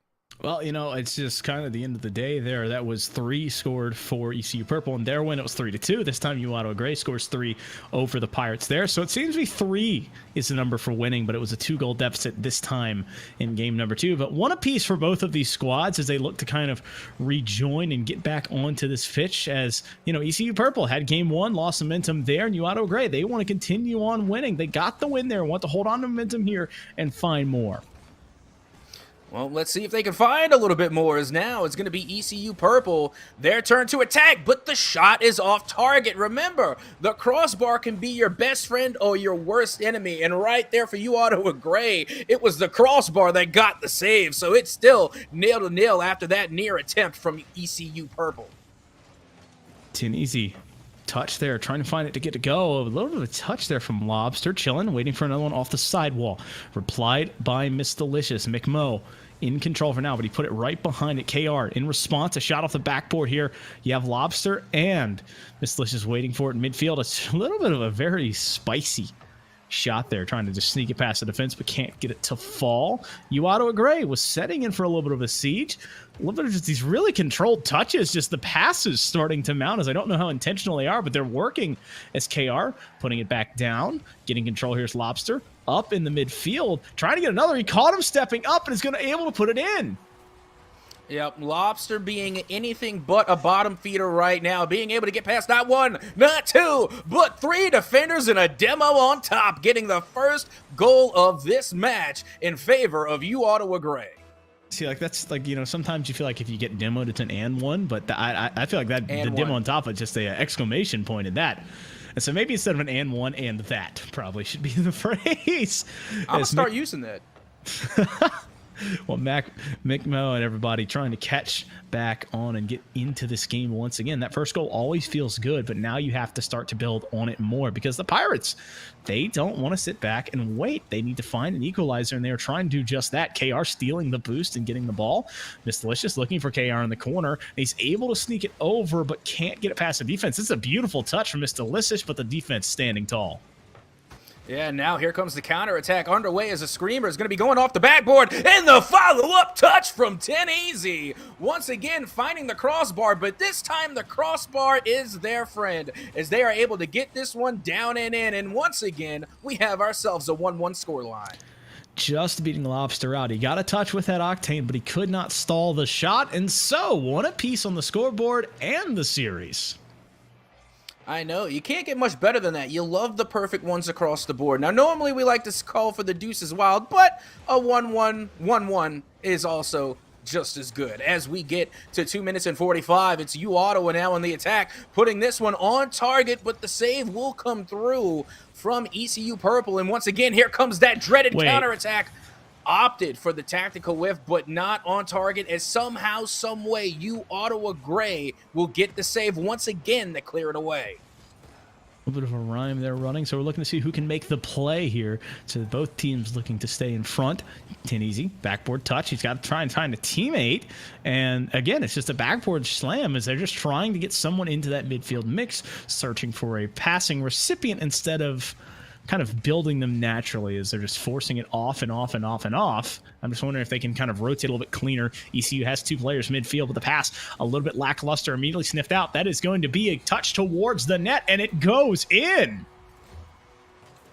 Oh my goodness, oh my word. I gotta say, I've been waiting for Miss Delicious to get on the board, and finally they do. But I have to say, it seems to me that Miss Delicious works in mysterious ways on how they got that goal. It just works, right? It just works, and all that really matters is Miss Delicious and Ottawa Gray back out in front. KR catches it and in control. He's trying to push it past this midfield point and does for now, but the slowdown from the Pirates keeps it near that midfield stripe. 2 Pirates players pushing towards it, though, so a miscommunication leads to a quick trains in possession. Pass midfield, 10 Easy, trying to find it, but he can't get it to go. Lobster, off the ceiling. No, it doesn't touch the ceiling. He's just going to roll beside it, keeping the car near it, staying around. No boost, probably no problem. The pass attempt a little bit unfavorable there as ECU Purple able to stall that one out for now. Yeah, ECU Purple being really confined in their own half, not being able to develop a whole lot of offense, but some. And sometimes some is all it takes. But the way Ottawa Gray is patrolling that midfield, the time is not on the side of ECU Purple. They're going to have to break that midline wall, and they're going to have to do it fast. Have to do it and need to do it incredibly quickly, as that clock just will continue to tick and tick and tick and tick and tick. 48 seconds left. Dangerous spots to be in. Miss Delicious playing low, waiting for that touch to come through. A shot attempt from ECU Purple. They want to set up the play, but it's cleared back out to this midfield stripe. Sidewall play. Lobster's there, but he can't find it. Miss Delicious does, but the 50 from 10 Easy is big. KR beat by Chillin'. Slowing it down here, continuing to milk this clock because we have less than half a minute left. Absolutely. That's the one thing you want to do. If you got the clock in your favor, the best thing to do is to slow it down. And nearly saw a Rule 1 develop on the field, but will not come to fruition. Ooh. But the shot will off of this 1-2 pass play. Fast break from Chillin', going down the field, finding its way to McLicious and to 10 Easy, making it a 3-way pass play and getting on the board, tying us back up at 2 with only 15 seconds to go. 15 go in regulation. You wonder if one of these teams can break the tie and kind of separate themselves from each other. Chillin'. Touch coming midfield. He's got 4 shots to his name, but no goals. 4-3-2. The ball bounces back midfield. 10 Easy. He could put the dagger, and he does with 1 second left. That looks quite like it could be the end of it right here. Again, just a speedy play coming from the kickoff off of McMo 64, finding 10 Easy out there in the middle and getting such a fast shot off in quick succession. Now, there's only 1 second left, but can Ottawa be just as quick as the redirect will come in, and the ball will once again find its way to the dirt, getting the dub for ECU Purple. ECU able to just kind of outlast there. I believe that was what? 8 shots on the side of ECU, and it was very close on that back end of U Ottawa Gray. And so the Chargers started bringing a lot of offense, and they had a lead. Just once again, ECU kind of outlasting and getting enough in the end. And so this doesn't look like a 1-5 team that's coming into this one, as they now stand 2-1 in this series. Yeah, I don't know what happened. It just seemed like they had like a halftime moment where they huddled around. Somebody gave a real big motivational speech, and then out of nowhere, the clock started ticking even better. The gears started turning, and they just came with an insane comeback all at around halftime. As soon as we reached 2:30, the game really turned around. But now it's going to be U Ottawa Gray looking to turn things around here in game number 4. But hold the phone. NECC wants to keep the momentum going from game number 3, as they are going to follow the long ball all the way to the downside of the field and finding the double touch off the low corner, putting that into the back of the net and taking a 1-goal lead with only 12 seconds gone. I mean, it was just incredible there at the last moment. NECC seeing an opportunity, setting it up, and it ends up bouncing off of a U Ottawa player, but it doesn't matter. It was going in no matter what. 20 seconds now off the clock, and the Pirates out to an early lead. The Chargers kind of stunned here. They've been punched in the mouth. They haven't seen early goals, especially in the first 30 seconds or so, except for game 1. And so now, in this kind of reeling feeling, have to kind of get back to their feet and settle in. Yeah, well, let's see if they can get it done now, as we're still within that first minute of play. And now McMo, 64, looking to get the pass plays done. Will opt out to leave it for their teammate. And another, as once again, NECC is gotta be the crossbar, crosshair sniper shot. That's the second time NECC has been able to find the crossbar and get it to go down and in. If NECC had put that shot a little lower, it would have been saved. There was a goalie there waiting for that upper 90 shot, but because NECC found the crossbar, it made it nearly unsavable. What a play. 2-0 now in favor of ECU Perp. 2-0. The Pirates trying to set up and run away with this one and seal it, and also make this series end in 4. Got about a minute now taken off of the clock, and they found a pair of goals. U Ottawa Gray still a ton of time, though, to find their first and a second to tie up.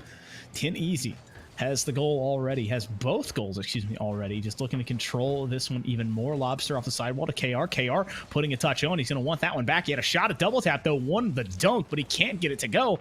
Miss Delicious decided to go forward and then turned backwards to challenge that. That is some incredible confidence. I told you, Miss Delicious works in Miss Delicious mysterious ways. You can't question it. You just have to accept the outcome. As now with just 3 minutes and 15 remaining, U Ottawa Gray has yet to find the back of the net, and I'm really not sure what it is that they could do a little bit better. Maybe they can improve on some of these long lobs to the other side of the field, because it seems like instead of developing plays, they're just handing away possession to the Pirates. Well, you don't want to be handing anything to the Pirates, because they're going to take all that they can and give nothing back. And that is how it sits right now, with a 2-0 lead, in control of the game, in control of the series right now, in control of the ball with possession. Yeah, now this one's going to go high and up into the sky, looking for the waterfall touch, but will find none. Lobster now putting this one back down into the side, and finds himself once again stuck inside of the danger zone of U Ottawa Gray, not being even to break out of their own colors, nonetheless their own side of the field, as finally this ball will cross the line there at the mid, and now Lobster trying to deliver some offense. Oh, you got to deliver it the whole way there. You can't leave it on the front porch and not ring the doorbell. Unfortunately, falling just a bit short of 50 coming through. Lobster having to run back towards it. And an interesting flip cancel idea there, as that set up the Pirates to find their third. McMo able to put that one in. I was so close to calling them McMoo, but I'm glad that I didn't. McMo 64 TTV once again doing the damage at the midfield, and that's what we were talking about. U Ottawa was having such a difficult time getting out of the midfield, and every time we see ECU Purple right there at the stripe in the mid, they're winning the 50-50, they're winning the challenges, they're getting there first, and they're just doing a really good job at keeping U Ottawa Gray confined to their own half. So I'm not even surprised that it was ECU Purple or McMo to come up with that shot to get their team with a 3-0 lead. Well, Pirates they have looked at times like they were a team that were out of this series, and at times, like right now, looking like the kings of this series. Now just need to close out the last 93 seconds for Lobster and Uado Gray. They were the favorites coming in. They had a very good showing in all of these games up until this point, and now they need to find a way because it is getting further and further away. Again, these are just some really nice passes. They're sending it up high. They have the defense on their back wheels, and then they're literally just relying on the waterfall. They're constantly putting it up off the ceiling. That's got to be the second or third time I've saw a pass come from ECU Purple that literally fell from the heavens in the sky and then forced a double commit from U Ottawa Gray, leaving the wide open net. So whatever ECU Purple is doing to constantly get these ceiling passes and these ceiling shots, I say, hey, keep doing it. But speaking of, let's get one more on the board for ECU Purple. It's Teneasy putting this one down and in. Oh, I mean, it's just reading it there off of the mistouch from KR that keeps it going backwards. He finds it off the backboard, setting up a pseudo doomsy. But just enough here to stay ahead, and this mountain just continuing to get taller and taller as U Ottawa Gray, the Chargers, just getting down more and more. Okay, I'm ready to make my prediction now. Let me rub my bald, crystal ball-headed brain, and yeah, I'm going to predict this one in favor of ECU Purple. Now, if they manage to make this miraculous comeback, I will take full responsibility. But still a lot of time left on the clock, and now it will be Ottawa, apologies, to come in and get a goal on the board. They are now within 4 with only 53 seconds to go. Yep, less than a minute left to be played. ECU Purple in control for now. Lobster off the backboard. It's going to be cleared all the way out. And in return, Pirates looking for one here. Bounces back midfield. And so, right now, U Ottawa Gray, they need to get going. They have to be going very quickly like this. I mean, this touch is not a bad one, but with no follow-up, it makes it very difficult. Just ECU. They're very much fine with doing a lot of things with killing the clock, but that is a dangerous place to leave the ball. It's saved out by one of these Pirate players. McMo waiting for him in midfield. KR looking for Mr. Delicious. Mr. Delicious 50'd hard there. Lobster getting a beautiful clear, but he can't get past this midfield line. And the Pirates looking like they're going to hold on. 10-9-8. A 4-goal lead is going to be too insurmountable. And U Ottawa Gray unable to move on. Yeah, I'm not going to lie. I started getting really nervous when I saw U Ottawa get that goal. As soon as I rubbed the old bald-headed crystal ball brain, made the prediction, of course, U Ottawa had to score on that right there at the perfect moment. But with that being said, big round of applause going out to the Pirates for coming through there. And again, making the upset I think none of us saw coming. You're looking at a 4-1 team compared to what it was, a 1-5. 1-5. 2-5 now. Yeah, 2-5 going up against each other. Even still, if you looked at those records again, they would not be the favorites. So again, big round of applause for them for coming in and stepping up in a major way, getting a well-deserved win that they definitely needed. Well, I mean, it's just coming out and doing what they needed to do at SoCan. At the end of the day, it was setting their tone, playing their Rocket League, and winning more games. And folks, that is only series number 3 that also went to 4. We're going to be taking a short break, and after that, we'll be back with some more Rocket League action. Stay tuned.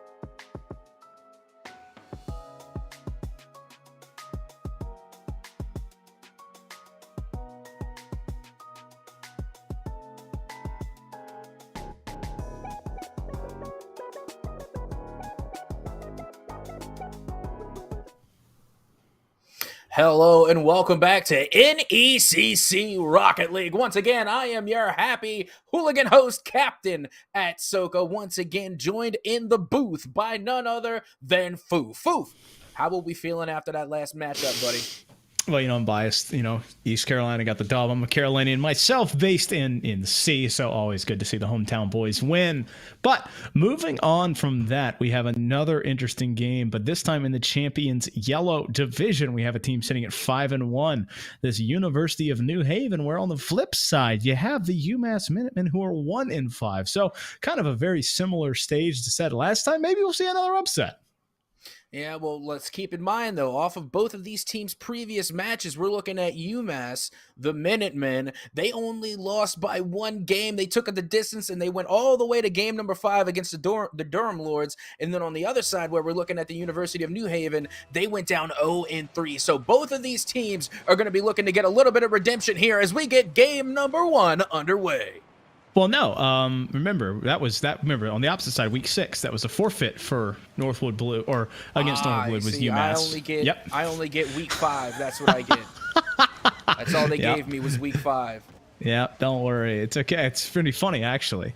But apparently the Lords have taken both of these teams to 5. Just only one of them came out victorious. But right now you have New Haven in that yellow, UMass in the blue. So the Minutemen trying to play a little bit of defense here, and New Haven knocking on this door, trying to find something early as we pass that first half-minute mark. Another attempt here. It's off the backboard, and a double touch from Sierra starts it off.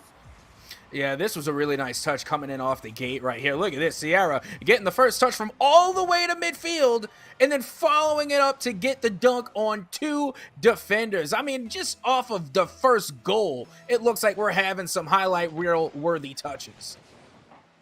Big start is now. Looks like Winsey was trying to get a clear. Max waiting for it in his own corner. Control is a little bit lackluster. It bounces off his car a couple times. He's just wishing it'll settle down. Marchi past midfield, but the only car he finds is that of Rusty. Rusty 50'd hard there.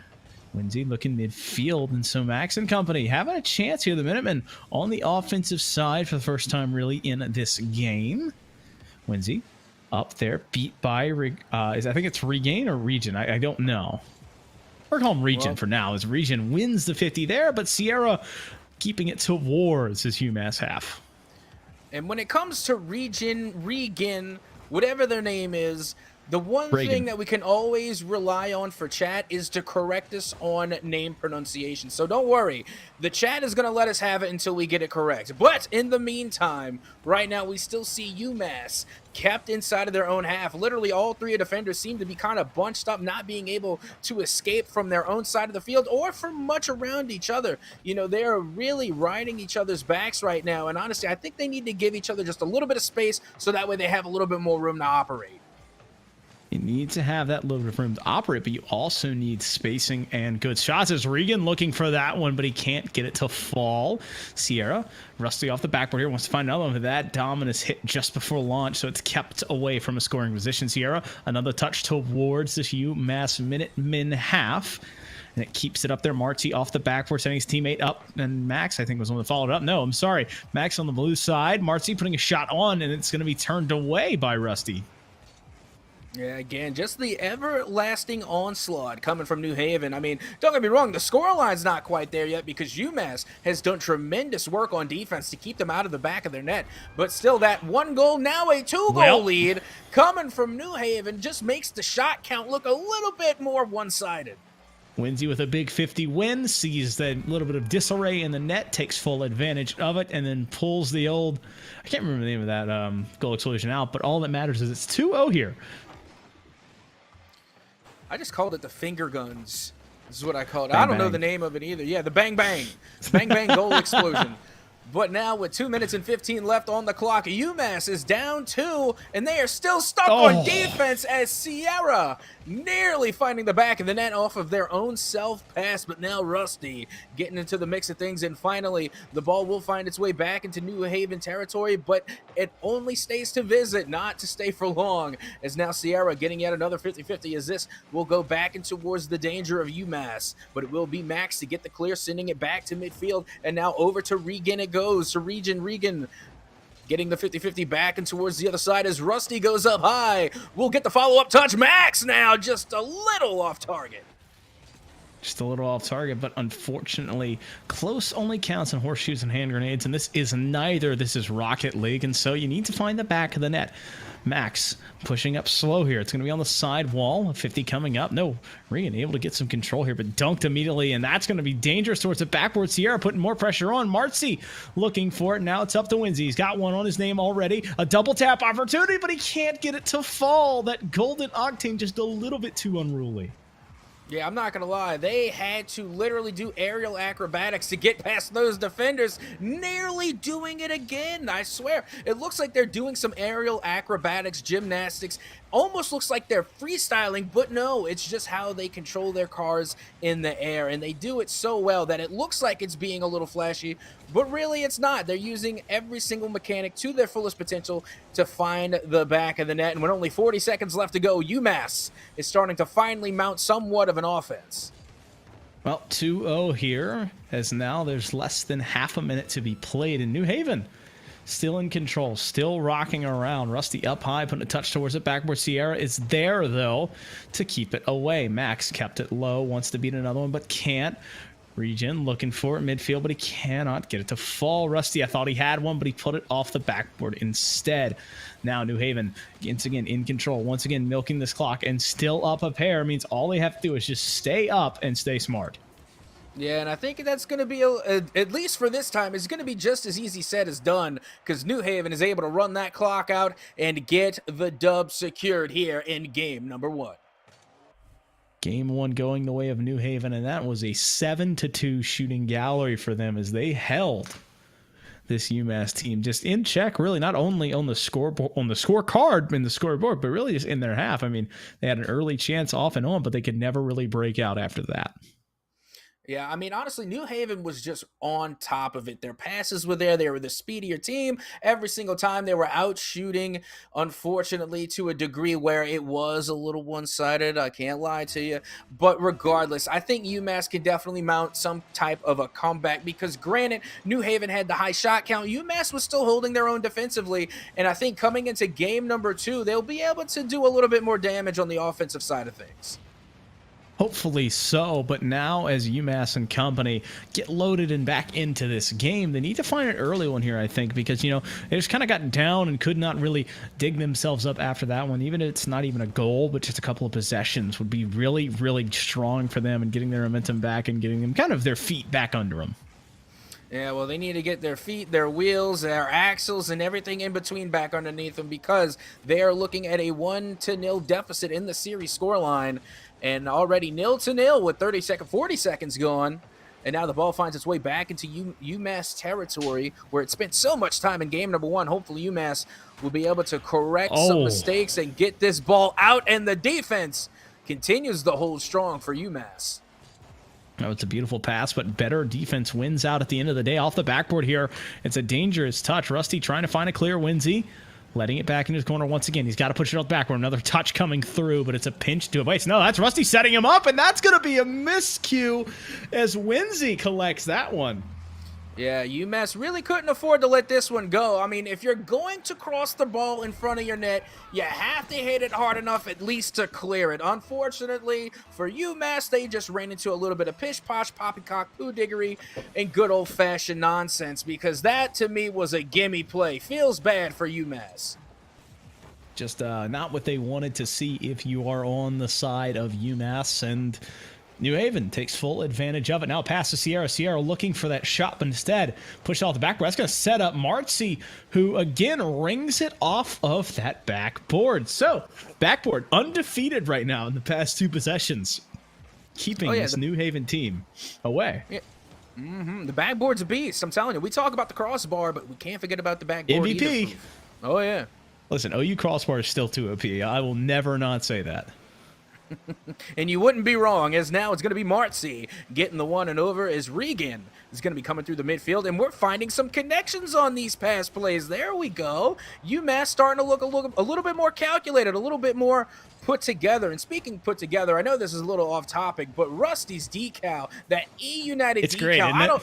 I don't know why. It just looks so drippy on the Dami. It looks wonderful. Well, you know why it looks so clean right now? It's because he has titanium white dominus as well. Helps accentuate it, you know, the really stark white on to keep it with the stripes and the white coloring, you know. Talking about Fashion League as much as I want. The midway point in this game, UMass still down here, and another touch coming on, as that was New Haven trying to find another one off the nose of Sierra. Pass still being left on this side. Marcy needs to win a 50 and does. It's up high, trying to find a touch, but he cannot get it to go. Yeah, again, it seems like we're just getting a repeat of game number 1, to be honest with you. New Haven doing most of the controlling, and now going for flippery doo-dah flip resets, because why not? New Haven has definitely been in control of this game as far as possession is concerned, and they've been literally running the mill at the midfield, and UMass has been doing little to stop them. So, I mean, it's really, again, just no surprise that we're seeing somewhat of a repeat of game number 1, because both teams are literally doing the exact same thing. Yeah, both teams are trying to find their way at that midfield pressure, and sometimes they build it well, and sometimes it just kind of slips past them. Marcy and company, though, up by 1 and have been that benefactor of this back and forth play with about 97 seconds left to play. A shot coming on, but he can't get it to fall. Winsey dunked on by Rusty, and so it goes back towards this New Haven half as the Minutemen still trying to find their first Sierra, quick to transition and push it back through. I mean, because why not? Again, Sierra. Why not? Being able to carry this one all the way from the midfield, following up with the second touch, and all the time in the world for that one to sail right underneath the crossbar with the floral explosion, making it look pretty. And I got to say, a 2-0 lead, it looks pretty. It does look pretty if you are on the side of New Haven. It does not. It looks pretty rough if you're on the side of UMass. So, you know, very strong adjective for both of those words. Marcy playing slow here. Rusty beat there. Ball back into this corner, and Regan gets bumped, and Max bumps into him, getting bumped all around. Just bumper cars going on. Winsey off the backboard. No, he's taking the shot, forcing Rusty to make a save. So UMass sees an opportunity. The Minutemen trying to pull the trigger. He can't get the dunk. He's going to put it through, and the Minutemen able to strike. And they do a really good job here. Rusty getting that flick. Absolutely insane. And then the follow-up on top of that, Rusty really coming in clutch for their side over there at UMass. UMass able to get on the scoreboard here and cut into this lead. New Haven still up by 1 in the game and in the series, but the Minutemen don't want to let it go. Rusty and company trying to find another answer, but that sets up Winsey. Winsey needs a second touch, and the second is just enough. And again, we've seen it before in the previous series, and we'll see it again. Easy come, easy go. You take a lead, and then you see the lead go. Here comes once again Winsey over there for the side of New Haven, getting yet another goal, getting back that cushy 2-goal lead right there with only 41 seconds remaining. Sierra beat by Max. Rusty and company trying to find another. The ball floating midfield, trying to find it. Rusty off the crossbar to keep it away. Max into the corner. Sierra, though, wants to keep this pressure on. They have half a minute to defend for 2 goals. Rusty trying to flip the pitch here and get it onto the side, but it's not too effective. Another shot coming on, a save coming off the nose of Max. And now, less than 20 seconds, and New Haven have to go the length of the field and get 2. Again, I don't want to break out the crystal ball brain just yet, but I think I will. I'm going to call this one in favor of New Haven as the final few seconds are going to tick right off the clock, and that's going to be a 2-goal deficit dub for New Haven. That's a 2-goal deficit, and now it's a 2-game deficit as New Haven moves on. And I think that was 11 or 10 shots. So it was 11. My math still got it. But beautiful showing here from both. I think it was 10. No, it was 11. 3-5-3. That's 11. That's how math works at Soka. Don't mind me. Yeah, I don't know. I mean, personally, I didn't see the numbers myself. You get to see it for two two frames. Yeah, all I saw was when it was looking at the shot count, it just looked like it was a lot to a little. That's what I saw. Well, that's really, the tale of games. Usually, if you have the team shooting more, they have better opportunities. This was the discussion I was having earlier versus quality versus quantity. And usually with the quantity, you'll find quality. But if you don't have that quantity, you will not find the quality. So UMass needing to step it up. They had a big transitional play that bit into the lead, but now they have to do it again and kind of wrestle it all over a 5-minute period and not allow New Haven to get up a pair of goals. Yeah, well, it looks like New Haven was looking to score first again. But as we know, UMass's defense still pretty good. They just need to get on the other side of the ball as finally the flick will come through and the ball will find its way back into New Haven territory as the touch coming out and towards the corner. Rusty's going to leave that one go for Max. Max nearly on target, but the save will come through for New Haven.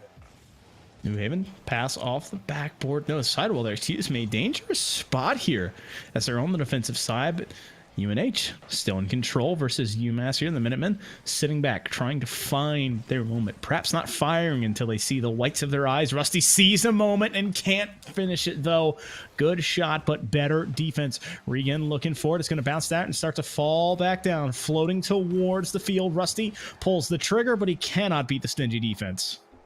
I gotta say, Foof, the historian me wants to break out the trivia for the quote you just said, but I'm gonna have to save it for later. Remind me later on to bring back what you said. But getting into this one, we're once again seeing New Haven do a lot of aerial acrobatics, but UMass is holding on for the time being. They're stepping their game up a little bit. Their defense has always been on point, so they've been really good at holding New Haven, where New Haven has just taken a countless amount of shots. Now it's up for UMass to finally formulate an offense. Let's see if they can get it done. Well, they need to find that answer. And right now, being up in the air, Max looking for a touch. The bump attempt coming out there from Rusty, trying to do it all, but unfortunately could not find it in time. Winsey looking for a shot, but denied by Regan. Regan trying to catch up this one. That's going to be Sierra, who saw it the whole way, but it does not matter. Marksy with the cleanup. UNH on top. You got to really diagnose this play because this ball went through a lot. Okay, we saw Winsey get the touch, and then it went off.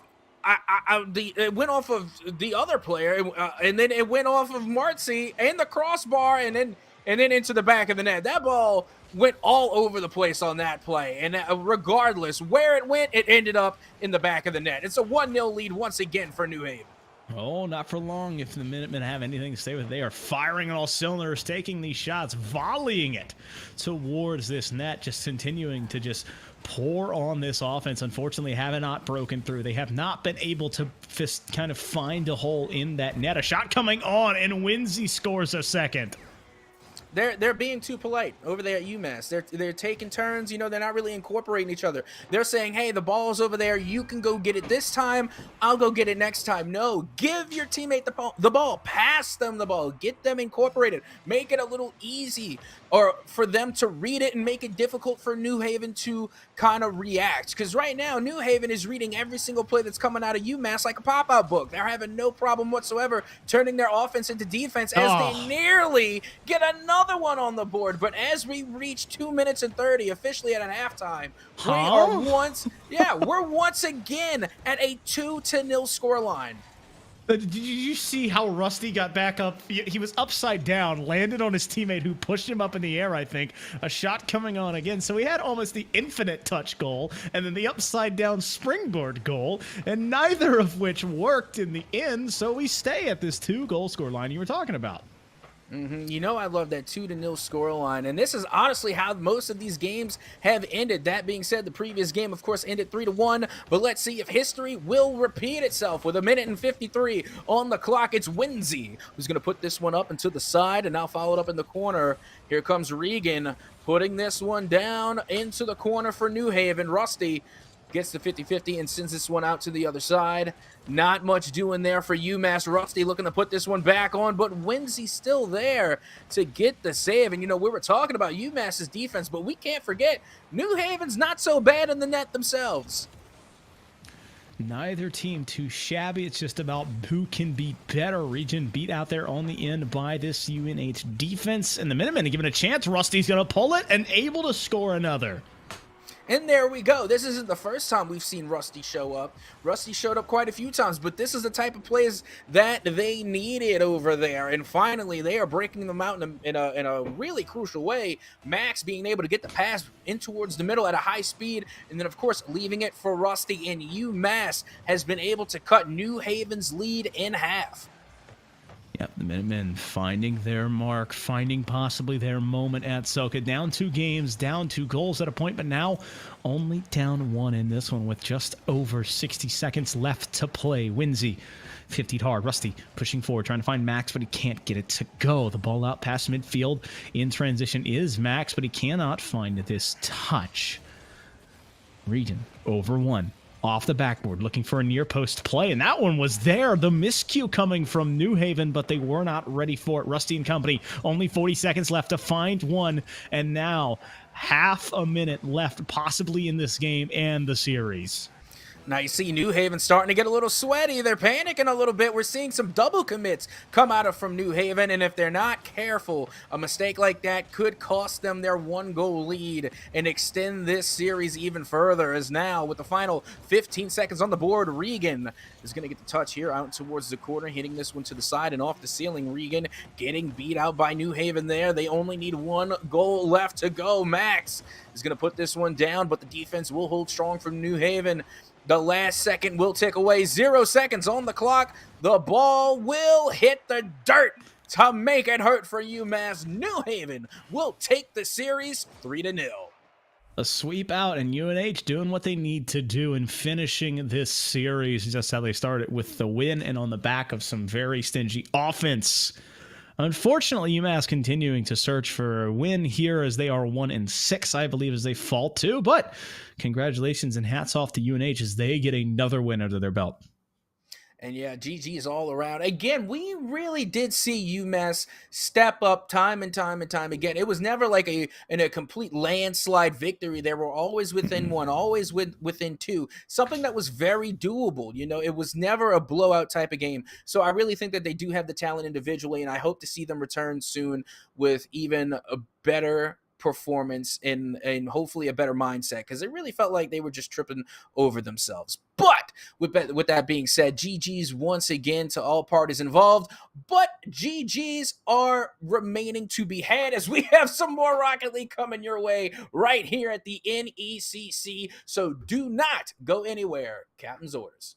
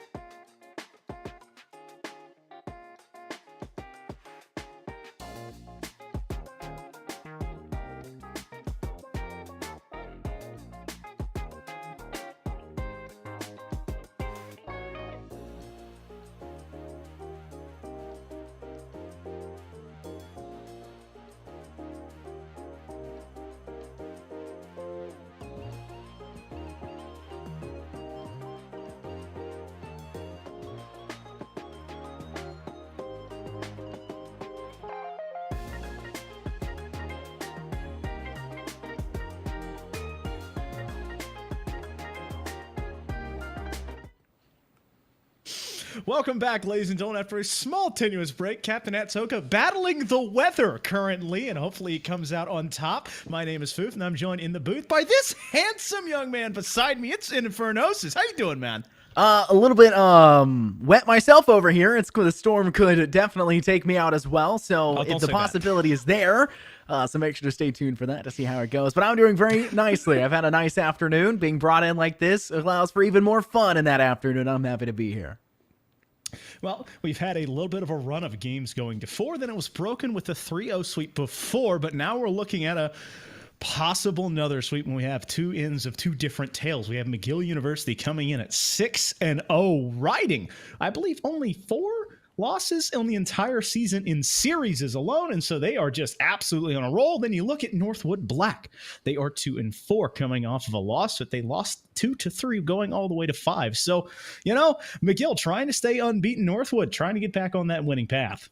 And that's one of the problems you see in any esport, really. When you start to get momentum and start to continue to take those winning sprees, you start to build that level of confidence. But at the same time, you can be quickly felled, a bit of a David and Goliath situation. This could definitely be one of those moments. Maybe we're seeing the side of Northwood Black try to recover after some unfortunate losses to their name. We'll have to see how time goes on, but I'm very excited to see whether or not the Giant of McGill University will fall short or whether they'll continue to hold on to their spree. You gotta wonder if Northwood Black had brought their sling, But what would a sling be in Rocket League now? I don't really know. Just an awkward car selection, maybe. But looking at who McGill's bringing in, it's the Titans. It's 6-0. They're undefeated. They're bringing in their boys, Lucky Man Bry and 50 Adderall, senior, junior, and a sophomore. So, a nice variance of age.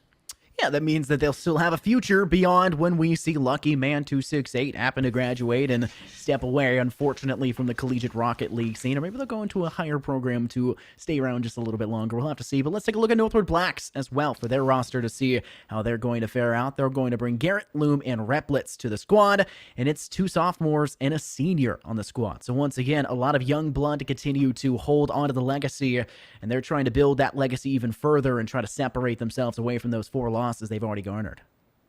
That's the big thing. When you got a young team like this, other than obviously Loom, you can kind of build onto it as the season goes on and as the next year moves around and next semester, should you say, in Infernosis, because we get to play so much. And so it's just giving these guys as much exposure and as much opportunity as they can. And what is a better opportunity to play literally the best team in your division in this Challengers Red side than, hey, go get them, boys.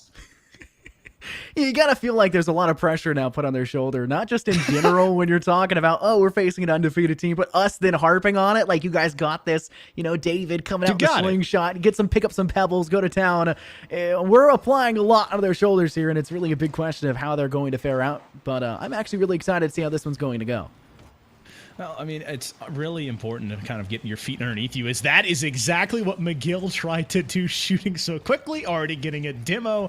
Novanta, I'm so sorry that you're not here, but we have your demo within 10 seconds because Lucky Man and company already just putting on this pressure, only 20 seconds in. And so, can't even try and story build right now because the undefeated team is starting to play just like that. They are oppressive. They are making demos. They are pushing towards this kind of orange quarter as the ball finds its way to the midfield stripe for the first time in the match, 35 seconds in, but Lucky Man looking for Addy. Addy can't get there, though. Carrot with a long clear onto this side.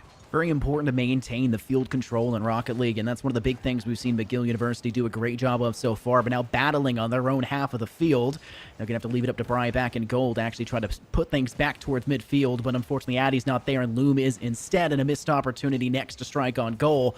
We're seeing Northwood Black doing a great job of keeping the foray forward and the attack moving up, but McGill University are not allowing anything to get past that net and to really give themselves any chance, and now it's been flipped back on its head. Bry looking for pass midfield. He had a teammate with him, but they opt to back off for it instead, wanting that golden and perfect opportunity to take instead of, just a good one or an okay one. So we stay at this stalemate of 0-0. Bry, backboard play, bounces back down. Loom has to be careful. Addy putting a shot on, and he's going to put it off the post and go in. It's 1-0. Great shot, great cross as well, but unfortunately, I mean, there's not really much you can do when you're trying to play against that. Northwood accidentally tag it a little bit too center, and it just lines up perfectly for Addy to take control, and that puts McGill up once again. And last time we saw the kickoff, we saw how they managed to dominate the field early, and I'm very scared for Northwood if they do not clear it fast enough. When they allow it to go in McGill's side, they do a much better job of trying to dictate that pace, but they don't really let it stay there for long and continue to start to pop those shots towards goal, and something has to give, and it eventually did. Got the first 120 seconds almost gone. Northwood Black setting up here. This is such a Lion car, man. I love seeing the Mercs being brought out. I can't remember the name of the newest car, but you see these big bodies coming out. So these guys are certainly having some fun. Bry with a beautiful air dribble kept it up, but lost control right at the end there. Gets away from him. Addy, 50 into the corner. The ball rolling up high. And so McGill looking to pressure. Bry climbing the ladder so quick, but just a bit too quick for his liking. No, he set up Lucky Man, and Lucky Man signs off on it right before halftime. We noticed that Northwood, they went up for it as well. They tried to combo up in the air, and just nobody was set up initially, and nobody was fast enough to get back to deny it. And that's one of the problems when it comes to missing the initial opportunity, and getting that first touch is so important. And it just sets McGill up once again, and now we see the ball once again favor them on this kickoff, as Northwood will have to clear it back towards the side of McGill U. And it's not really doing much for them, as you'll see the aerial and dribble now by Addy attempt to go forward, and they have shot potential already on the goal once again of Northwood Black. Well, midway point now as they hit the 2:30 mark. McGill U up like they expect to be, 2-0 here in game number 1. Northwood Black had a couple opportunities. This is another one, and that's going to find its way in. Garrett with just another touch of the pandemonium. I love this setup right now. We talk about a Garrett off the wall to then allow for a little bit of assistance on the top to dunk it downward, so to say, comboing. And that's something that we need to see Northwood doing a lot of, because this McGill defense has been quite steadfast and has been quite difficult to get past. It requires a full-on siege. Now notice the shot over the top. This should bounce down on a retouch, but luckily knocked away by Loom, which will allow for them to recenter it up mid and allow for Garrett to clear it back towards half. Good touch here from Bry. The ball in the corner. Looking for this one is Addy. He climbs the ladder. He's got an angle for it, but could not bury it, as that corner just so hard to hit sometimes. Over one. He's trying to find over another. Riding with Loom on the third person back. Just kind of waiting to see what happens here. Loom, a prodding touch toward that backboard, but couldn't get it to fall. Into the corner once again we go. Addy, 50'd hard there. The two vans colliding. Back in the mix. This goes, and this is Loom seeing the opportunity when there was no one home, tying it up. I feel like there's a bit of a miscommunication from McGill there. They sent two to the initial spot, and the slight tap there on a Bry just separated and gave them enough space to, unfortunately for McGill University, leave the goal wide open, and Northwood did not miss out on that opportunity. And they're doing a really good job here in the later stages of this first round to take advantage of the situations that McGill are leaving up on the board, and that's one of the more important facts. Great pinch on the wall as Bry starts to set themselves up towards mid, but a great clear back by Northwood as they'll try to take and remove the empty space, and a great demo sets up Lucky Man perfectly, and McGill stride ahead once more with another goal. Well, here it is. Both teams have been taking advantage of them. Bry clears the path, the soft touch home, and then Lucky Man wanting to sign off of it. Not a goal steal, but a goal secure instead, because that was called the whole way. It was his goal the whole entire time. But McGill U back on top, 3-2. Ooh, nice setup here as they'll dribble in the air, and Bry puts it right in the top right corner, but an amazing save. Northwood are still managing to survive. You'll get a good clear once again, and Loom will start to dribble this one along the back wall, tries to play it over the top of the main back defender, Bry, but seemingly able to, unfortunately, miss that opportunity, and Garrett has to clear it, but fails to put it back in the right direction, and you'll see Northwood now struggling as the ball gets sent back towards their half of this court. Soft touch here is by Bry, putting it into that mix, trying to find the backboard. This one's going to be a little bit more dangerous as Garrett. Ready on the backboard to clear, setting up a pass. It's off of that touch, but Lucky just waiting for it. He's going to get the clear. No, he overcommits here, so the ball's still on this blue half for now. McGill in control, up by one. Just need to find a little bit more control and put this one away. Have only half a minute to defend. Addy and his teammate are up, so that means it's Lucky Man, the last bastion, the senior, up at home, and he's demoed for his troubles. A near post attempt, but it's denied off of the backboard. Garrett wanting to kickstart it. Only 20 seconds left. You need to find it, and you need to find it now. Garrett's trying to play across. You see Addy now going for a corner play. Unfortunately, bounces first. Now out of boost and no real way to play that beyond it. Now needs to pick up the mid-center. Replitz will be able to save it for a moment, but Lucky lines it up and drills it home. Now giving McGill the 2 lead. And they were already ready to send it as we're down to the last few remaining trickling seconds. And Bry just barely missed that one. That's going to hurt for them, but with only 6 seconds remaining, McGill have this one under control. Yep, 6-0 team continuing their winning ways. Going to be a 2-goal, possibly 3 as this one bounces off the top. Another one coming in. Bryce signs off on it. It's 5-2.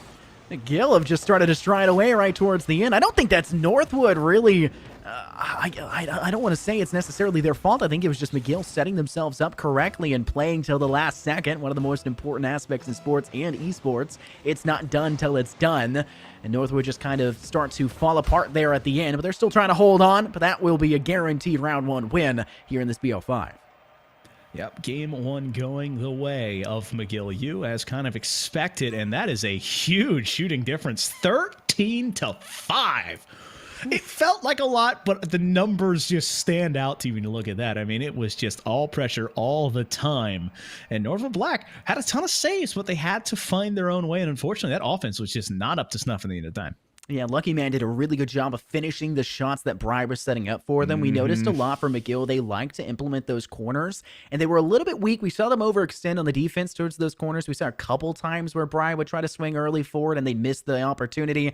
Thankfully, a teammate behind can re-clear that, center it up in mid, and then they can start to facilitate that offense once again, and it was really impressive. I think that's one of the best ways we can phrase it. With the fact that there were 13 shots on the board, there were plenty more opportunities sent forward in that side of the side of the court, and it just created such an impressive attacking front that McGill was just able to dominate Northwood with. Well, McGill now up 1-0. And Addy breaking out the G2 decal, but getting dunked almost immediately by Garrett. Lucky Man, sidewall here, the pressure on from Northwood Black, and this is exactly what they need to do. They need to answer the call with aggression. They need to find their own offense, and doing it early is the best step that they can put forward. Now they need to be careful not to overcommit as they have a small boost advantage. They have position advantage, but Addy wins with the pinch. Kept it to midfield. That's a dangerous ball. Bry's going to catch it through, and so that side-to-side gameplay goes the way of McGill. I was quite worried for McGill's sake at that point. They were playing it quite slow and unfortunately got cleared back through mid because of the pinch, but an unlucky touch there by Northwood sets up an easy shot opportunity, and they're not one to miss that. McGill will capitalize and take themselves up 1-0. Now favored on the kickoff as they send it to the back right corner. Now for the side of Northwood, it's a regame of clearing a really nice opportunity, but met midair there by Addy. Loom is still not done with this one just yet. Sets up a perfect play down mid and a second opportunity now, but Bry's got a great clearance and sets up McGill for another shot opportunity in mid as it's sent on, and it happens to catch. Bry finds himself another. I mean, you're not supposed to do that. I mean, McGill was in the wrong. They had to give up the possession on their own side, and then I mean, it just broke free. I'm trying to remember his name. Garrett, or no, not Replitz had it sitting on his nose. He played it slow. He's doing right, but the 50 was huge, and Bry in transition, he does not miss those, as you said, scores a second, and it's not even a minute off the clock, and Northwood Black down a pair of goals. Replitz gets a demo, which does set up the 2-on-3, but only for a slight moment, which doesn't really give you as much of an advantage you would necessarily need, especially when the ball's just not being sent. Another demo goes down, and that leaves an extra defender no longer available for them. Bry narrowly misses the opportunity for another cheeky shot. Will instead set up Lucky Man, who gets a nice tap in mid, dribbled it up, and drops it in the bottom left corner. McGill go up yet another. It's 3-0. If anyone ever questions how Rocket League can be a physical game, just show them the last 15 seconds of this. Bry getting a demo, which resets the offensive pressure and the defensive rotation, then the bump off the ball, which leads to Lucky Man getting a free possession and a goal. They are setting the tone, they are answering the call, and they are forcing Northwood Black not only by positioning, but with just pure brute force.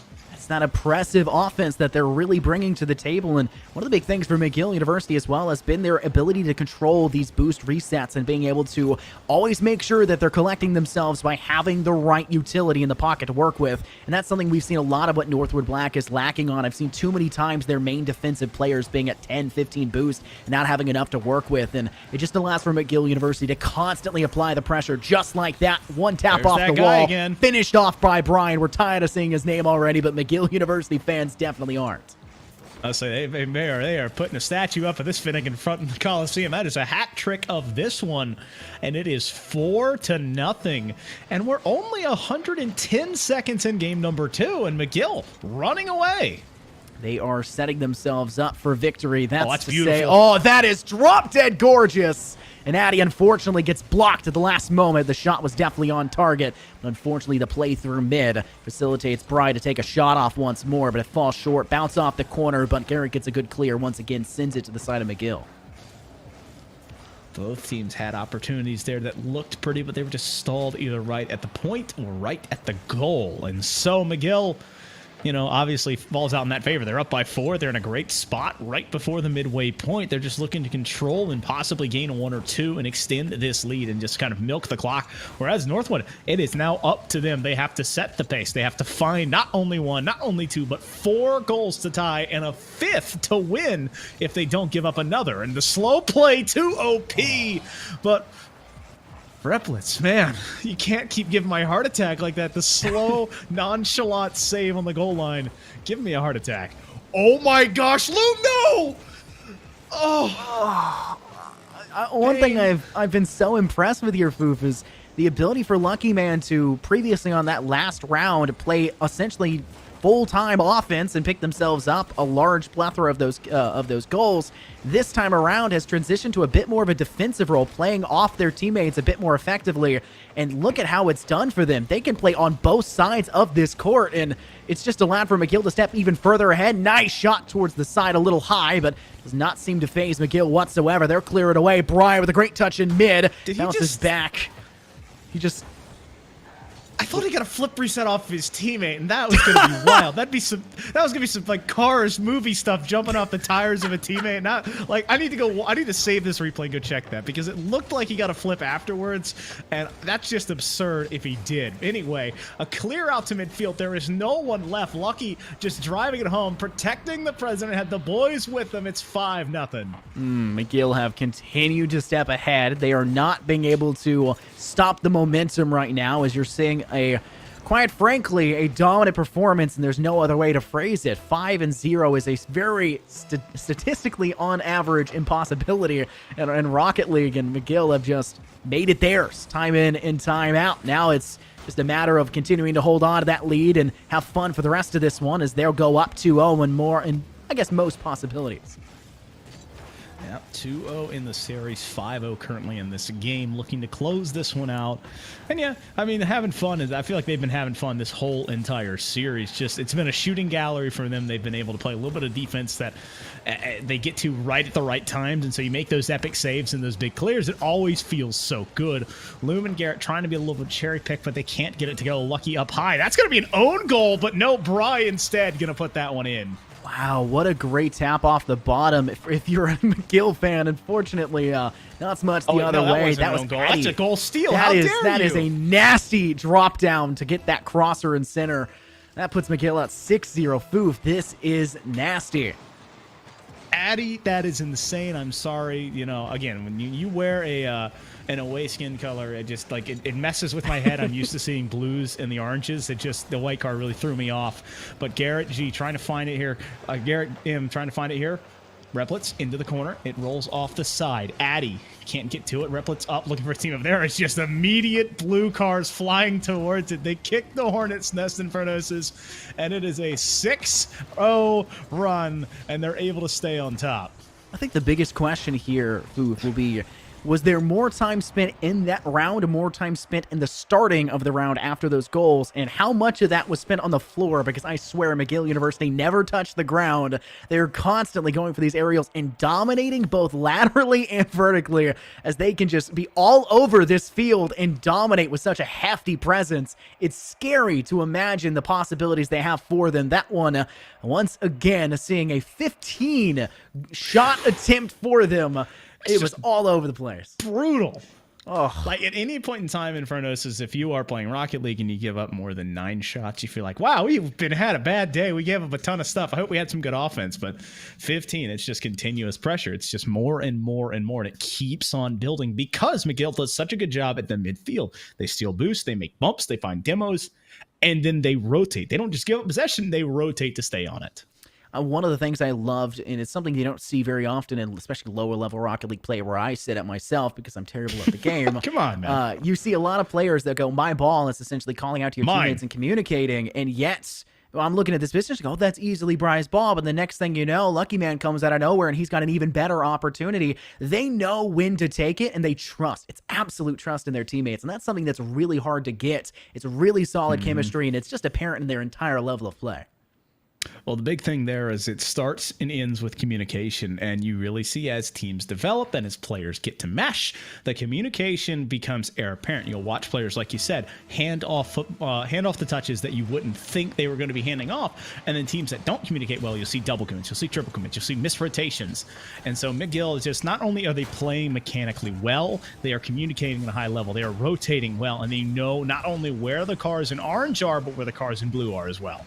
It's just total map control at this point, and that's a huge point in any esport, and that's definitely been the case here. Nice knock-up, wombo combo, and Lucky Man's the player to finish it, but that was all facilitated off the wall play by Bry, getting a nice central tap, and Lucky Man is there to drive it on home, and that's once again McGill University climbing up early. I don't even think we're 30 seconds into this one. No, 18 seconds have surpassed McGill University, managing already to find their first goal. Very, very start here that McGill wanted. I mean, they just continue to march forward in front of us. It's 30 seconds in, and they're up again. It's just business as usual. Addy with a solid 50. Lucky, the lead blocker. He is looking for Loom, but Loom able to dodge out. That headhunter, so vicious. A touch there. It was a shot attempt, but it was just a bit late on the jump, so he pushed it high. So Addy and company still have that one goal cushion and trying to find a second as Bry getting creative. I feel like I'm just watching freeform jazz happen on the field. It's almost to the point that I'm expecting everyone to just start breaking out in song like a musical, and it's just, it's so well fleshed out. Everyone's on the same page for McGill University, noticing two players in the goal to defend, and they didn't even need both. They could barely get away with one and be totally fine, scot-free in regards to keeping the goal clean, but they're going to try their best still. Looks like Replit's trying to play off the back corner wall. Bry is there, however, but on the rebound, so he'll let his teammate of Garrett M try to step up to the plate, but Addy has a great clear. A little bit of a nudge play there on the wall, and Lucky Man misses the slide opportunity, just nudging that ball slightly away from the hands of Loom. But when it bounces back up, that's an aerial opportunity, and Bry is quick to pounce on it. Just in control. Bry is that hands off to Addy. Addy quick to pull the shot, and that save. So difficult when you're moving vertically to try and slow that momentum down. Bry pulls off, like you said. Addy pulls the trigger, and that one goes in. Garrett M was there, but like you said, it's so difficult to deny the momentum, the speed of that ball, and it just forces its way on in. That's that drive and power that McGill University have been employing into every one of their shot opportunities. Some demos down in mid that will make things a bit difficult for the side that now is a man down, but Garrett M has a pretty good clear, and fortunately it goes towards the mid side favoring the McGill, and Lucky Man's going to put themselves up nicely inside of it. I think he tried to go for a flip reset there as well, but unfortunately not really able to get it with only one boost in their pocket. How much more aerial possibility there? Yeah, but unfortunately couldn't find all four tires to touch at the same time, so instead he just has to kind of relent to sadly catching it normally. He couldn't get the flip reset, but Addy with an aggressive push to try and stall Garrett's touch. Garrett passed him here, rocking the G2 decal of his own. The ball stalling at midfield. Lucky Man wanted to get another one before the midway point, trying to find a double, and he does, but it bounces up high, keeping it in this goalie's box. It's just so awkward, but finally, Replit's able to get the clear. Really liked that ball there, not for Northwood's sake, but McGill University, despite not being close to act on it, are still applying pressure just by existing in that half of this field, and that's one of the dangers that Northwood are kind of succumbing to at this point, that vulnerability. Garrett tries to get it clear towards back right, does a very good job of that, but Northwood's cleared towards centers, met easily there by Lucky Man, who replaces it back on their side of the field, and though Addy misses the opportunity to replay it in mid, Bry will also do the same. Addy will try to do the same, just trying to send that towards the midsection. And you'll have to see Northwood now be on the attack, playing it within the air and trying to apply the pressure back at McGill. Addy, midfield pressure here, trying to push it past Replit, but he's standing tall. Bry wins at 50 for now. Garrett looking for that near post shot, and that technically got saved, but it's passed back, so we'll call it calculated. Ooh, I like this shot opportunity made by Northwood, not just once, but twice. To follow through is one of the more important aspects in Rocket League. Job's not done. It's not over till it's over, and we saw the side of McGill take advantage of that by finding 2 in the last 10 seconds. Northwood finally following through and giving themselves a name on the board. It's 2-1. Still around behind, but the recovery is there. Loom meets the ball high and mighty, managing to center it towards the McGill side, but really easily cleaned away, and it looks like Lucky Man's going to play in the air and try to move it towards the side of Northwood once again, and the pressure's on. Pressure is on as another shot comes just ringing off of this backboard. McGill, they have usually been the aggressors. They've been the ones finding these possessions, and now they haven't played a bit of defense. Addy looking for a double. He can't get it to go off of the backboard. Bry running away from it. Loom, midfield pass, but it's intercepted by Bry to keep it away from his net. Northwood Black have found their footing. They're starting to strike with more force. And McGill, they've been caught kind of on that back foot. They need to find an answer, because if they give up this pressure, eventually the defense might break. Something's got to give at some point, and McGill are readily aware of that. They'll try to play a center crosser. Bry setting it up for his team. Unfortunately, does not seem to work out just yet. Lucky Man will play off that right wall. Now sending it deep into the Northwood side. They're now on the back burner as you see Addy attempt to go for that shot. Unfortunately, pinching between the defensive and them. And it doesn't really manage to go anywhere. Bry off the top post knocks it down, grazing that crossbar, and sets themselves up. Like a falling star descending from the heavens, Bry puts this ball up and sets it down to go right under, tucking it in right before bed. Boy. We're not in bedtime yet. There's still 30 seconds left here, Foo, for Northwood to manage a recovery, and an interesting kickoff would lead me to believe that maybe there was some semblance of success there. Demo was also brought forward in that situation, but quick flick off the bottom, and Addy will start to send it and unfurl it towards mid once again, applying pressure to Northwood's goal. Loom trying to kickstart something here. The senior wanting to try and lead that charge. That ball is immediately cleared. 12, 11, 10. Northwood Black starting to lose out as this clock does not stop for anything except for goals, and they have not found enough. 2-1-0. It bounces down. McGill take their third in a row. Gill, solid way to go it, and they're crowned their victors once again. But notice the major difference in terms of the shots for that last one. Northwood did a much better job of keeping the McGill side uncomfortable, not letting them play their own game. They went from having 15 shots, 13 shots in the first one, to now being limited to just 7, half of what they were previously bringing to the table. Very good job there by Northwood to flip that one on its head. Again, the defense did a great job of not allowing as many shots, but then you look on the flip side in Infernosis, and they had the singular one. And it's hard to win Rocket League games if you only shoot once and don't score. So unfortunately, though, one and done. That's 100%, baby. We take that. 100%. The conversion ratio is great. You just got to convert more, I guess. I'll concede that. At the end of the day, it's another 3-0 sweep, and the unbeaten team continues their tear through this division to stay on top. And I hate to say it was expected. I can't beat around it. They were been rolling through it. A top tier team playing against one of the teams that is struggling and has this younger squad. But again, it's experience, and they get a chance to learn and play against a good team. And now have these replays to go back and watch. I'm really excited for just what the future is for McGill, as well as seeing what Northwood are capable of. The fact that they were able to turn things somewhat back in their favor and get a point on the board when they were struggling to do so entirely before leads me to believe that there is chances for them. And they've obviously found some success. They do have a win or two under their book, but they were not able to pull off the David within the David Goliath, and the Goliath will come unfortunately. It is what it is. Yeah, I mean, it is. Situations are situational at the end of the day. But Infernosis and Twitch chat, that is not it for us. We're going to be taking a short break. But after that, we're going to be seeing Newberry College going against Hartford Black. So stay where you are, and we'll be right back.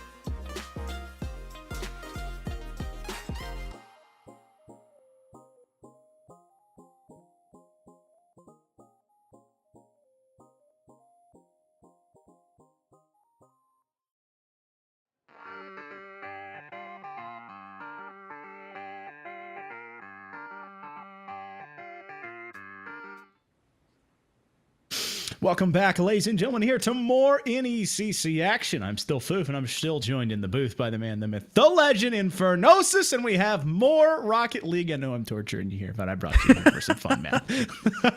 Having a fun time. It's a good time. But yeah, we've got two great teams coming in. It's Newbury College versus the Hartford Black Squad. And unfortunately, like last game where we had David and Goliath, this is a case of possibly two Davids. You've got the 0-6 Newbury College side. David Square. There you go. It's the 0-6 Newbury side, and it is the 2-4 Hartford Black Squad. Neither of them really having the luck necessary to stride ahead here in the NECC, but, I mean, one of them will come away with a victory after this match. That's always like the thing I always like to look at when you have teams not having the best one. Somebody's going to be a winner after this one. So somebody's going to feel a lot better. And when you play games like this, you have a very freeing time because you know the season is not already how you want it to be. And so it's just some of the purest game that you can play, and you get videos and VODs and replays off it that you can come back and look to. But looking at this Newberry side, I mean, yeah, they are searching for their first series win. But looking at this roster, you know, I think there is some hope still for these guys as they can kind of pull back to it. They have Corrupt coming in as the junior. You have Annie, the freshman, and then Champagne Poppy, the sophomore. So that mix of middling age that should be able to carry into next semester. That was a big thing we talked about for the last game as well, having a future at the university in regards to the esports scene and keeping that spirit alive. They've got plenty of it. Now we'll see Hartford Black Squadron as well and see what trio they bring to the table, and we'll have to see how they fare off against Corrupt Annie and Champagne Poppy. But looking over at Hartford Black real fast, go ahead and take about who they're going. It's Raspy Dino, Boosty, and BD Nick. It is another very young roster, 2 freshmen and a junior, pretty much the same tale of the tape. Yeah, but the big thing is you'll notice that Boosty and BD Nick are in different names because they're currently on computers and not PS5. So that always feels good.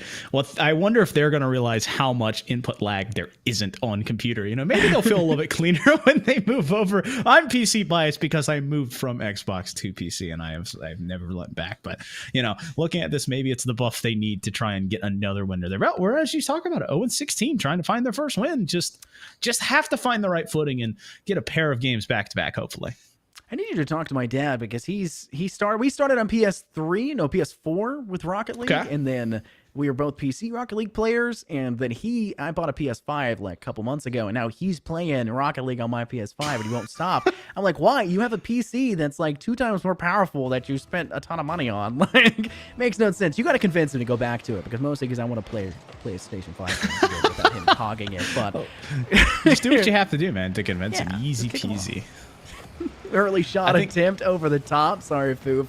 And looks like Corrupt will try to play it down the line. And we'll have an easy clear goal. And we'll just go ahead and line it on in. Bottom left corner. And an easy goal scored early for Newberry.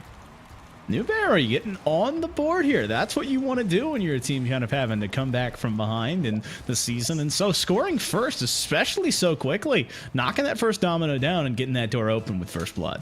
The question is Hartford Black unfortunately just letting that one through, maybe just not being necessarily ready to go just yet, haven't warmed themselves up maybe, or if they just let that one through because Newberry absolutely caught them off guard. We'll have to see how the game goes on. A really nice opportunities being there for Hartford Black Squadron, but not really able to collect themselves enough to get that shot to peruse through the back of the net. Great clear by Corrupt once again, and that one will be sent skyward. As now neither side has met it in the air just yet, and it looks like Annie will have the first opportunity, but a quick pinch, and it's sent the other way. Those both squads giving the ball a lot of reverence at midfield. I felt like I was watching a redux of the kickoff. That's Corrupt. Slow there. A good push here coming up from Raspy Dino. A 50 attempt there. It's just, I believe that's Champagne. Yeah, it is Champagne just hunting for the demo. As you have to be careful. Annie gets the ball behind her. Corrupt waiting for it. He's got someone chasing him in the net. A shot attempt coming on. No one going for this ball, so it's going to roll in. That is an unexpected result there from Basil Gamer as they just... Nobody contested that one in the goal. No, Corrupt was demoed by CJ Nick. That set up the intention for the goal and opened it up to allow for the Hartford Black Squadron to pick up their first and tie us at 1-1. Diva, there were still a couple players that could have made a play, but they were not ready for that one to roll through. That demo surprising them. Raspy with a 50 at midfield. A push from Champagne just getting denied immediately. Raspy looking for a teammate. That's a pit pass midfield. 2 players commit, but none can find it. So Champagne giving a lot of freedom here. That ball's up high, getting a little bit awkward on the side while they're opting to let it drop. It's going to bounce back off towards this blue third. And so Hartford looking for a pass midfield. There are 2 cars going for it, but they can't get it to fall. Ball resting kind of outside of his goalie's box permanently right now, sitting as we get past the minute and a half waypoint, tied 1 apiece. Feels almost like the Hartford's offense is kind of greedy, maybe even desperate, so to say, for these goals. As they're sending everyone to go for it. Quick attempt there. Corrupt clears it initially, but it bounces off the teammate, and they have to double nudge it to really separate and give it that spacing away from Girl. Unfortunately, Basil Gamer Tries to set it down to the ground and pinches it between him and the floor, sending it over to his teammate once again. And finally, we're seeing the ball get sent to the opposing side. And oh no, Basil misses the defense attempt. No save here. And you'll see another goal now drop for the Newberry side. Just got caught, rotated back post, and then goes a bit too far in the middle. Can't get back in time. That forward momentum carrying away from the ball. Newberry up 2-1, and, 0-6 doesn't look so bad. Holding on strong, Raspy Dino womboing it in. They're pinching between the two of them for now, but eventually a shot goes through. Oh, great attempt to CJ Nick. Gets themselves in the right spot, but barely grazes the side of it. Does not make enough of an impact. There's Basil Gamer, though, right over the top, and a barely hit and miss. As we'll see Hartford now tie us 2-2. Just that soft touch off the wall, putting it back mid, setting this all up. Basil seeing his opportunity, pulling the trigger, and putting that one in the back of the net. Dotting it up 2s apiece. We got Deuces Wild 2 seconds before the midway point. To see how the kickoff goes once again. You talked about there was a reverence for the ball previously. I feel like it's almost they are hesitant to go for these aerial plays, and we've seen a little bit why. Sometimes they'll miss the opportunity, but when it's set up for them, they do a great job of sending it home. And it's just a matter of continuing to do that and not let those little mistakes add up and start to count against you. It's, you think of it as a house of cards. You're building it up, and sometimes they fall very quickly, and the more you get it building up, the more precarious it gets. It's just so dangerous because so much work will be lost. And so both of these teams trying to make sure they back themselves up and find the best ways they can push. But a lot of these touches and a lot of these attempts have been very, very aggressive, as that's a pass to Basil. Gets the hat trick off the nose of that Octane. Great play on that corner, and they just send it right over. Just the slightest nudge necessary to just completely catch Basil Gamer unawares to how to defend it. Just not being able to twist their body, their chassis just enough to go for it. And we'll have to see the kickoff and how it goes one more time as it's sent to the side. That's an easy collection of a boost if you're trying to allow for yourself to be sent deeper towards the goal side, but the easy clear towards it gets sent away by Newberry, and Hartford are now back on the attack, and they'll send this one deep. That's CJ Nick. No one's there to defend it, but it just slightly misses the opportunity on goal. Slightly misses, but Newberry needed that one and needed it bad here. 91 seconds left to play. Dino putting more pressure on. Corrupt looking for a clear, and a bit of a carousel right now as we're trading possession. Back and forth, back and forth, back and forth. Dino into the corner. It rolls back down and into this mix. Once again we go. Annie on the sidewall here, but running a bit too far, losing the ball behind her. It's the ball back in midfield. A shot attempt coming on. There's not a lot of defense around, and that means Basil gets another. Isn't that 4 for Basil at this point? Or am I incorrect is. about that? That is an insane statistic to think about this player setting themselves up and having their teammates be there to facilitate that in connecting with these shots consistently. That may not be that 1 in 100% we saw last game, but it sure looks like that. It seems like every shot attempt there by Basil will connect. Great attempt here by Champagne Poppy, but fortunately gets cut away just a few meters from that goal. Looks like Corrupt's kind of struggling to get their wheels down on the ground. A quick touch there by the side of Newberry, but it doesn't seem to make enough of an impact until Champagne can step up, but it's sent back Sky Yonder. And another touch opportunity for Raspy, but barely misses. Back opportunity, but gets clipped by their teammate, and now everyone's just running rampant, tagging each other. It's pandemonium on the field, but yet nobody acted off of it. No one collected a goal just yet till great shot opportunity, and Annie makes me eat my words. Well, she just found her way, making her way up, down, just waiting for it at midfield. It finds the way to her car. She sees an opportunity. Far post, pulling the trigger, and then notching this game up. Or no, excuse me, biting into that lead and making it 3-4. Yeah, it'd be a little bit closer. Shots is worth 2. Yeah, I mean, it'd be interesting, right? If you hit it from half field, then it's a 3-pointer. Just based on distance. Just really touch the basketball side. Well, the notch gets a little deeper now, doesn't it now? As they managed to get it to 1-0 to kind of compare the two sides. Now there's a 2-goal difference, and that was an unfortunate touch there by the defense as they managed to tag it to their own side and lay it up there for Hartford to finish it. Yep, Hartford just out in front, and it times it looked like this was Newberry's game. And then as the game kind of progressed, Hartford has kind of woken up and slowly made it back to what they want to do. And Newberry's had opportunities. It's just defense miscues and a couple of missed touches from both sides that turned into a scramble that have not gone their way. And so with the time just continuing to take, it's more of a formality at this point, counting down and hitting the ground and making it a 5-3 victory for Hartford. Well, from the looks of things, it's just them trying to keep it alive. Hartford will eventually force it down, and that will be the deciding second to have Hartford Black take that W. And we know who it's really off the back of there in terms of the goal Only 4 for 4. player.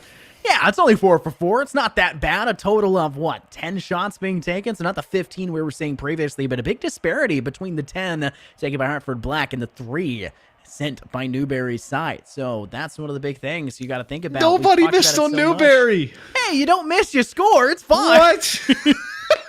3 for 3 for shooting. Like, I was literally pointing. You couldn't see my screen. I was physically pointing. Sorry, I You didn't can ask see you. production in the back end. I was actually pointing with a shocked face. I didn't think that. I knew they'd gotten a couple opportunities, but I didn't know they were 100%. And so this shows how both teams weren't exactly scoring on stingy defense. It was more seeing the opportunity and a miscue and then playing off of it. It's just now you need to clean these things up. Either be a little bit tighter on rotations, find some more positive touches, or just have an idea on what you want to do after you touch the ball. And once that happens, it kind of gets putting it together. So both of these teams have chances. It's just who can take advantage of them in Infernosis. I think one of the big things we've seen is that these two teams are fairly even matched in terms of their skill level. And I love to see that because then this game turns into a battle of who makes the first mistake. And unfortunately, that seems to be the Hartford Black side as they, well, kind of step out of their own goal. They send all 3 players. CJ Nick manages to tag Basil as well. And unfortunately, they're not able to make the return back to goal just yet. And it will go in favor of Newberry early and off of a slightly misguided defensive presence. It's the interesting kickoff there when you have all 3 players play up and then immediately punished, and now it's going the other. You know what? Kickoff goals are too OP. Infernosis 1-1. It's hard to really go off of. CJ Nick gets a really nice bounce off Corrupt as they lay it between each other, and they're just really tagging that one home. Not the fastest goal in the world, but if it gets there, it puts you back on the board and ties us out 1-1. I mean, that's a solid way to take it. It's fast enough. That's all that really mattered at the end of the day. And so now it sits 1 apiece and 16 seconds off the clock. Newberry and Hartford both have struck. And it's been in the same way, really, just off the kickoff, a bit of overcommitted and open net. And so you're wondering who can find the next one, as Corrupt was there, but unfortunately it was a hair off to the left. Champagne putting a push midfield, but he can't get it. No, he does get it behind Basil. Basil catching up this one, putting it off the back where he's trying to set it up into the mix, and he can't find it. Can this Hartford team find the shot? It goes crossbar and out. CJ, though, finds it. No, he can't get a touch, and it's cleared out on the back end. Oh, that's such an unfortunate play. So many times we've seen Hartford's preferred style to be playing these corners and then centering it off of it, and they've tried so much and just falling slightly short. Another opportunity goes over and attacks into the back wall. Newberry are doing a good job on the defense, but CJ Nick has the opportunity once again above, but it's cleaned up by Basil Gamer. Basil just, playing the role of a janitor here, getting this all under the wet floor sign. That was a good touch there to set it up, and then Basil cleans it on home to give it a 2-1 lead. That's what you want to see in this position as well. You want to start taking steps ahead. You can't let that time start to tick down. So, ever in both sides' favor at that tied 1-1 margin. Start to climb ahead a little bit, give yourself some padding, and make that padding now 2 with a really great juke on that. Just the dribble up. You see him absolutely bait out the only defensive player of, I believe that's Annie at the time. Yes, since it's an easy goal after that. She was sitting in the right spot at the right time, unfortunately. So it was Hartford Black. The flick, the save, the 2-goal lead now, a minute 15 gone. As it's up to them just to continue the pace. Basil, soft dribble, nice pass. He's looking for CJ in the mix, but there are just 2 cars ready to stuff that one. But 2 cars committing means there's 1 man back at home to play defense. One of the things I mentioned earlier about Hartford Black is playing off these walls, off these corners, and they've done a much better job in the last few moments of trying to evolve that play style to kind of being more central focus and taking some longer range shots to clean up. And I like to see that. And we need to see some adaptation on the Newberry game as well, as they're leaving 2 players in defense. I think they're letting those 2 shots that just connected recently kind of weigh down on their shoulders and are starting to struggle to step forward when the time comes. Now on the opposing side, they're getting aggressive, but the ball just refusing to fall in their favor, and the overextension there by Annie just sets Basil Gamer up once again. 4-1. I mean, it is just starting to run here as Basil sees Annie sneaking up, and unfortunately she cannot get up in time, and another one finds its way in, and Hartford up by 3. set themselves up, and now they're just kind of living in the moment that they've created. Another kickoff that doesn't really favor anyone. A quick juke by Basil. They try to do the same thing they pulled off to Annie, but Champagne Poppy is unfazed by the ordeal. Instead starts to send to the corner. Great send in by Raspy. Tries to get a double touch onto it, but Annie will manage to knock it up skyward. But CJ Nick actually gets a really nice aerial opportunity. That then, once again, once saved, sets up yet another player, and Newberry are desperate to clear this ball back through mid. You know, desperation either comes and forms either the smoothest of diamonds or just unfortunately bursts the pipes. You know, that pressure starting to mount. It's Newberry looking to try and find one here. A shot attempt coming on. Annie, I think, might be credited for that save, but the clear, not up to snuff. Champagne has to chase it, and he misses it with the boost, so it's up to Basil. Basil 50'd hard there by CJ. Wanting to find it back midfield. He's got wraps, but he can't get it to go. Basil, though, if you miss the first time, you got a teammate behind you to score. Make sure you have the ability to follow through. That's one of the big things. Oh, well, it was a big miss, but Basil was there to clean it up. One of the things I've really liked about seeing them just lay down the hurt for the side of Hartford as they are constantly sending these balls towards the goal is the fact that they're not just giving up on the ball and watching it go. They're following through with it constantly. Even if it's an easy goal, there's two players there to follow.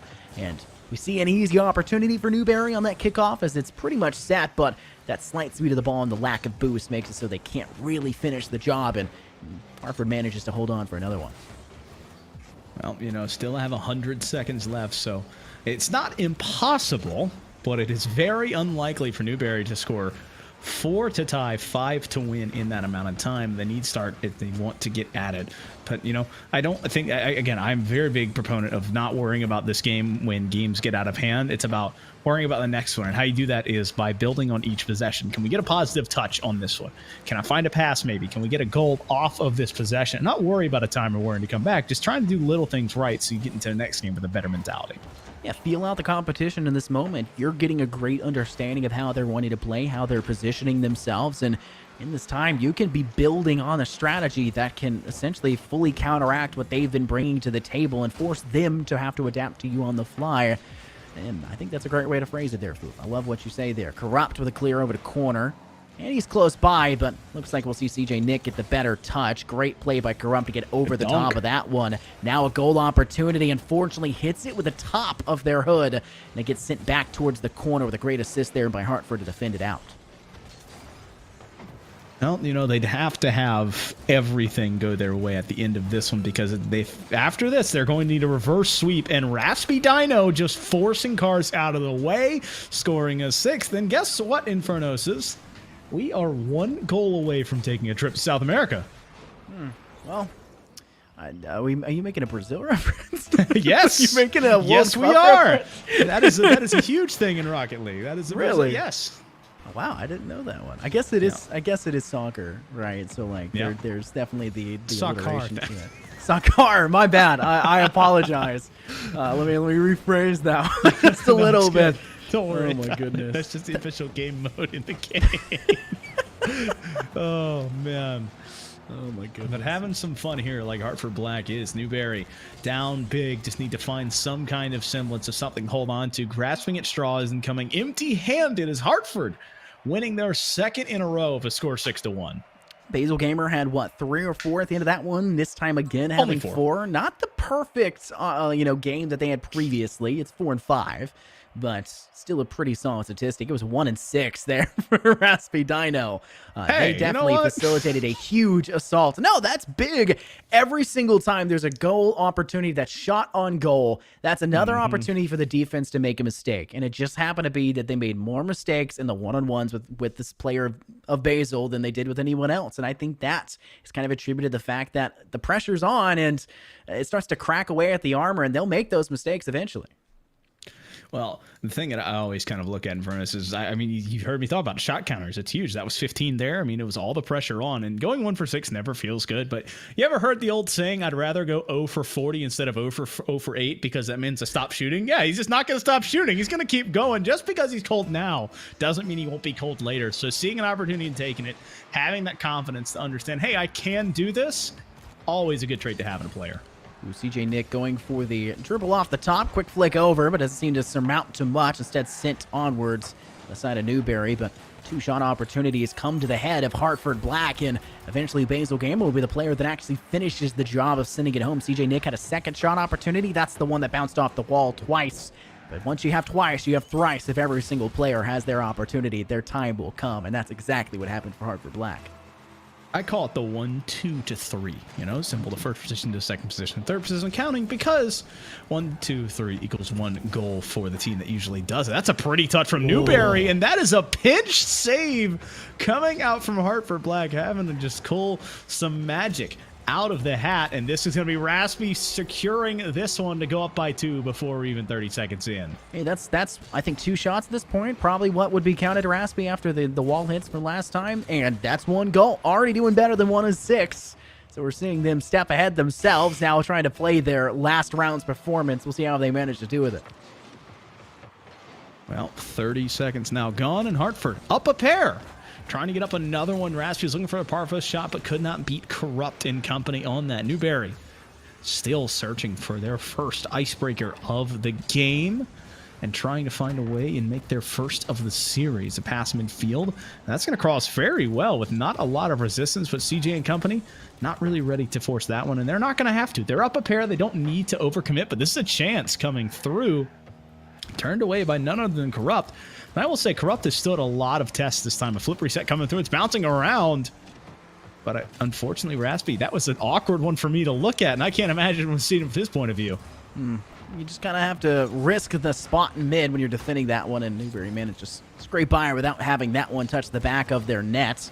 An opportunity there for CJ Nick as they're trying to play it around the back corner, but seemingly failed an almost own goal. Wow, another save. Basil Gamer almost own goals, plays it off their back wall on that corner pocket, gets the save as well, and now they can start to use that momentum to push onwards for the attack. Raspy on the corner, tries to send it middle, gets a slight touch at the end. This allows for Basil to go for the shot over the top, but it does not find its target. Instead, Raspy has to recenter it. This is another opportunity for Hartford, but a great clear there by Corrupt once again.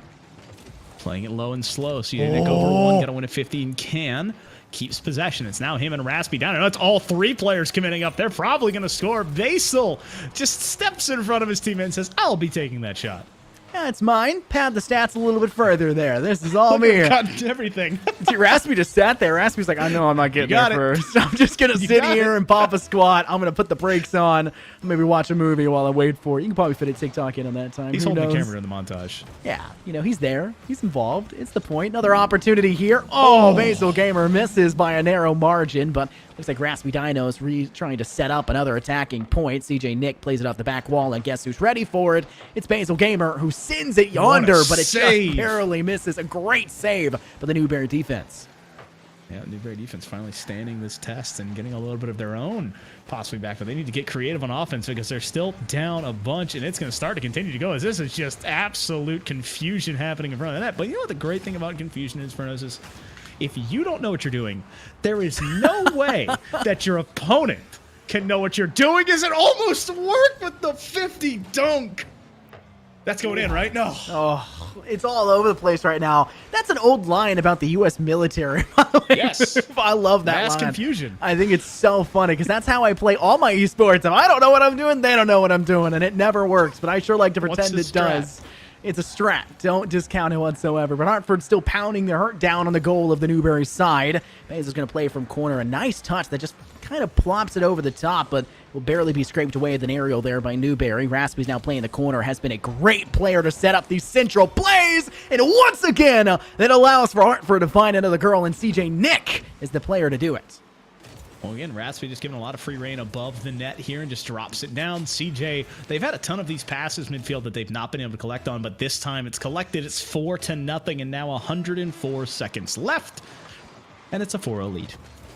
I mean, when you're talking about the control that we're seeing Hartford be able to bring to the table, they're not just doing it on like the base level or, you know, a standard kind of aerial play. They're all up there. They're playing the top of these walls. That's free space, like you mentioned, and Newberry has not been closing that gap, and it just allows for them to constantly center up this ball where it's super hectic to face off against. And another opportunity, and CJ Nick just inches away from being able to tag that one just ever so slightly in. But now it's another opportunity to square this one up for a shot opportunity.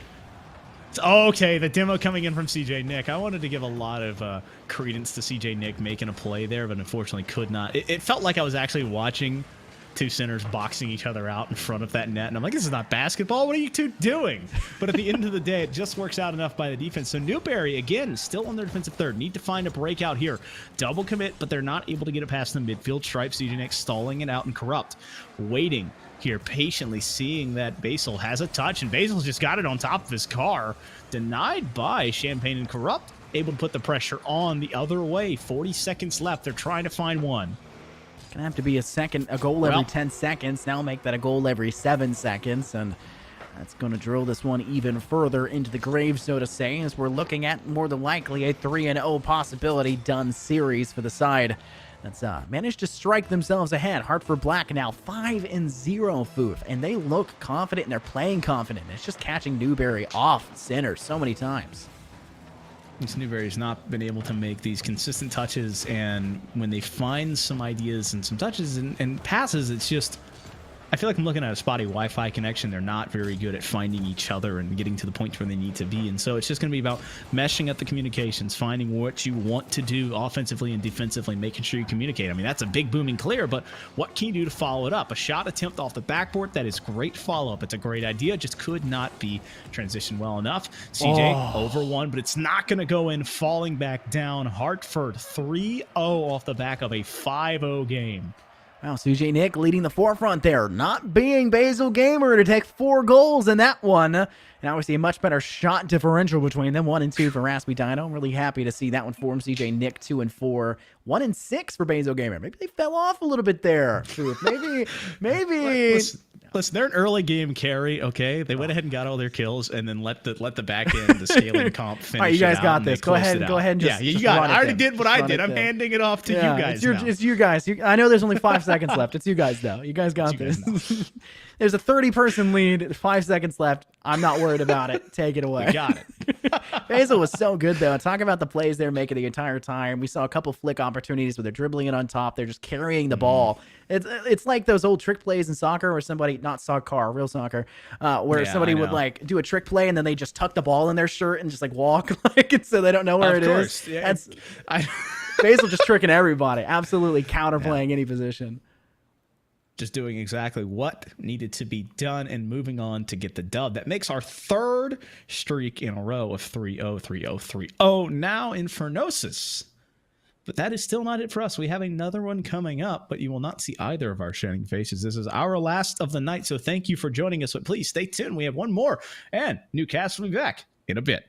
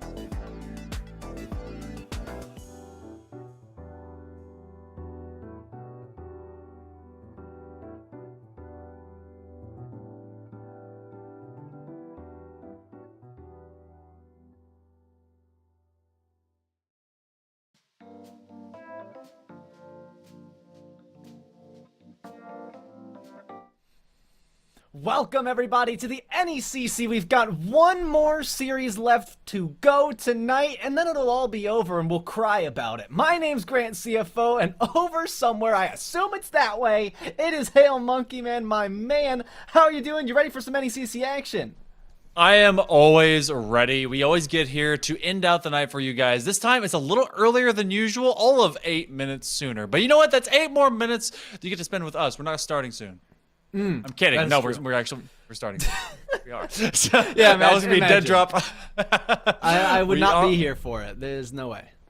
No, not at all. No, we are here to see some Navigators White Division. In fact, it's the top 2 in that division. Let's start first with Southwestern Michigan College posting up the only undefeated record. These guys have been able to make some swift work out of everyone they've met against. But the opposite end of things from those wily Roadrunners is Limestone Esports from Limestone University.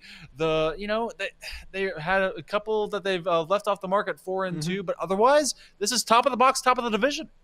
I mean, both teams have had these moments where they've gone to all 5 games, and it's about at the same periods of time throughout their season, which, to me, Monkey Man, would point towards a close series today. Maybe we go all 5 games. Last week we were here, we had a sweep. We're not here for no sweeps, and I don't think that's what we're going to get tonight. I think we're going at least 4 games, and that's just my bold prediction. Who takes it, though? I don't know, Monkey Man. Let's start with you. Who do you think? Well, if I keep with perfection, then I would be boring. So I'm going to say that based on going to game number 5, it's about the finishing factor. And the main thing to measure, I guess, is, Hawking College Hawks. So getting swept, it was Limestone by that squad. And on the opposite end of that, it went to game 5 with Southwestern Michigan College. So that's a pretty good squad in their own right. I would say by that measure, that it would be Limestone that will be taking this to the distance, but not to a win. So I will be boring, and I will actually go with the undefeated record. Well, I mean, to be fair, if we're trying to be right here, I would also go with the undefeated record. They have finished out Game 5s 3 times this season, whereas on the flip side, there have been 2 losses in a Game 5 and only 1 win. So if we're going off of Game 5 logic, that's where we're going with it. But Monkey, it's time to take a look at the rosters. We're going to start out on one side, figure out what it is. We'll flip a coin and see where we go with it. It will be the Roadrunners. It's French Fry 45, Sailor, and Ice Shark. We got people studying some sports management. That's what we like to see. And then some IT in there. Sprinkle it in. All the things that we love. On the flip side, however, we have to look at other teams. What are they majoring in? Well, let's talk about their names first. Trite, Antone, and Stony. It is health science, music, and sports management. So a bit of the same thing, although now I'm biased towards Antone because he's a music guy, and we were just talking about music before we got here, Monkey Man. So I'm all for these teams. I have no bias. They're all doing cool things. They're probably cool people. I'm excited to see what they can pull out, though. And as part of our interesting facts that we get together about these guys, you have a bit of crossover, as both Ice Shark was born in Germany and Antone spent his Christmas in Germany. So, maybe there was kind of a meeting of the minds somewhere in that capacity.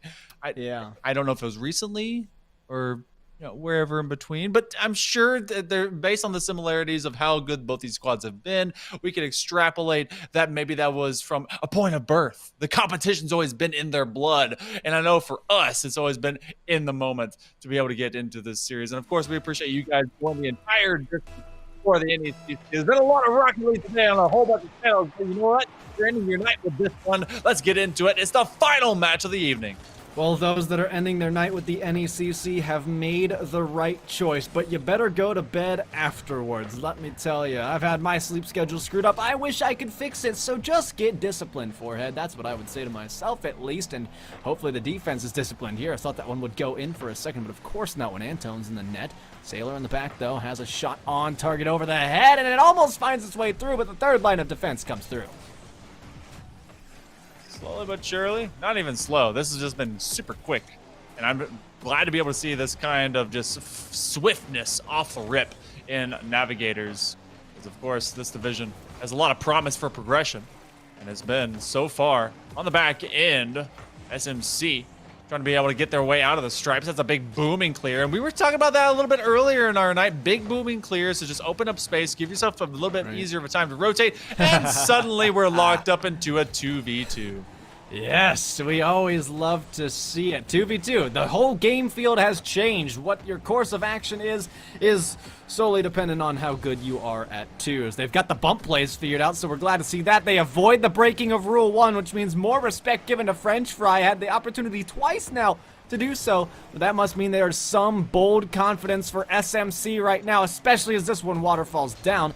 Antone is there. The clear ends up in the hands of the offense anyway. Stony just out of their reach, being careful to avoid that Rule 1. No one would want to disgrace the rule, though it is allowed. They still don't care. This one's on target for Limestone. They can't quite make it hit its mark, and they will miss out then.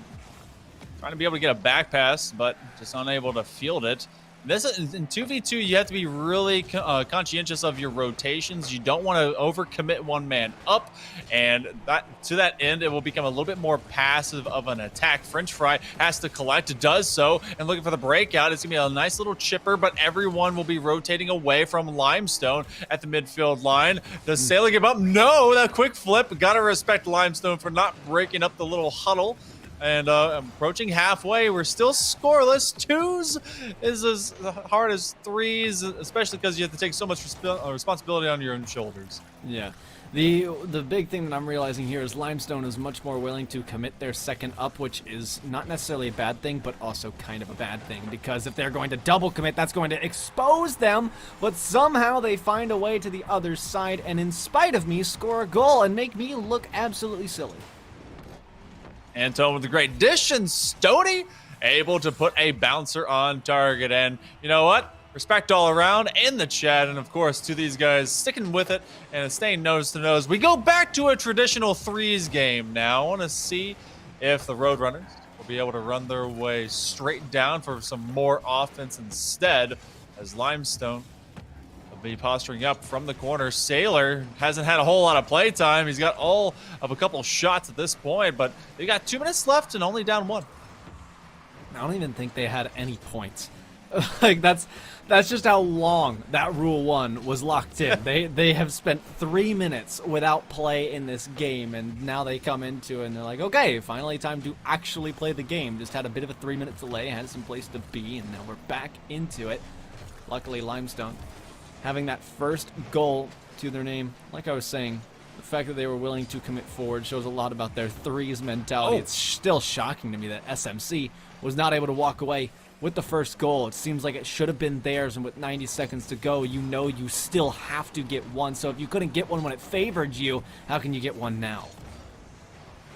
Someone was saying that it was unfortunate that Sailor was the one locked up in that Rule 1, and you can kind of see why with the amount of flicks he's bringing to the table. So let's see if any of that speed will break out in favor of the Roadrunners. But right now, Wile E. Coyote style, they've been trapped just a little bit, but there's always something from Acme that will eventually give an advantage. But it has to be in the way of French Fry with the dish. No one available. Some physicality, blowing people up. A quick one from Sailor. It'll be near side post, and that's where the most of the defense is. This is a drop down, very dangerous. SMC will capitalize. They get a free one dished to them from the heavens. They say, thank you, Lord, for the blessing, and plan it home. It's beautifully done. And the spike from the defense helping out, making it look twice as cool. You know, they did find a connection. And that was fast put into that goal line. This kickoff goes a little bit wonky, and all of a sudden this is anyone's race, anyone's game, anyone's time to shine. iShark trying to be able to climb into that corner and do more with it. French Fry will actually lose possession, but will regain on a challenge to make it go neutral. Another at the midfield, but a numbers game it is as the Roadrunners press forward. Southwestern Michigan trying to be able to get enough boost and enough time on the clock. A great challenge, but in the perfect position. Limestone turns it the other way. Oh my goodness gracious! They'll turn it away and turn it around with a monstrous double tap.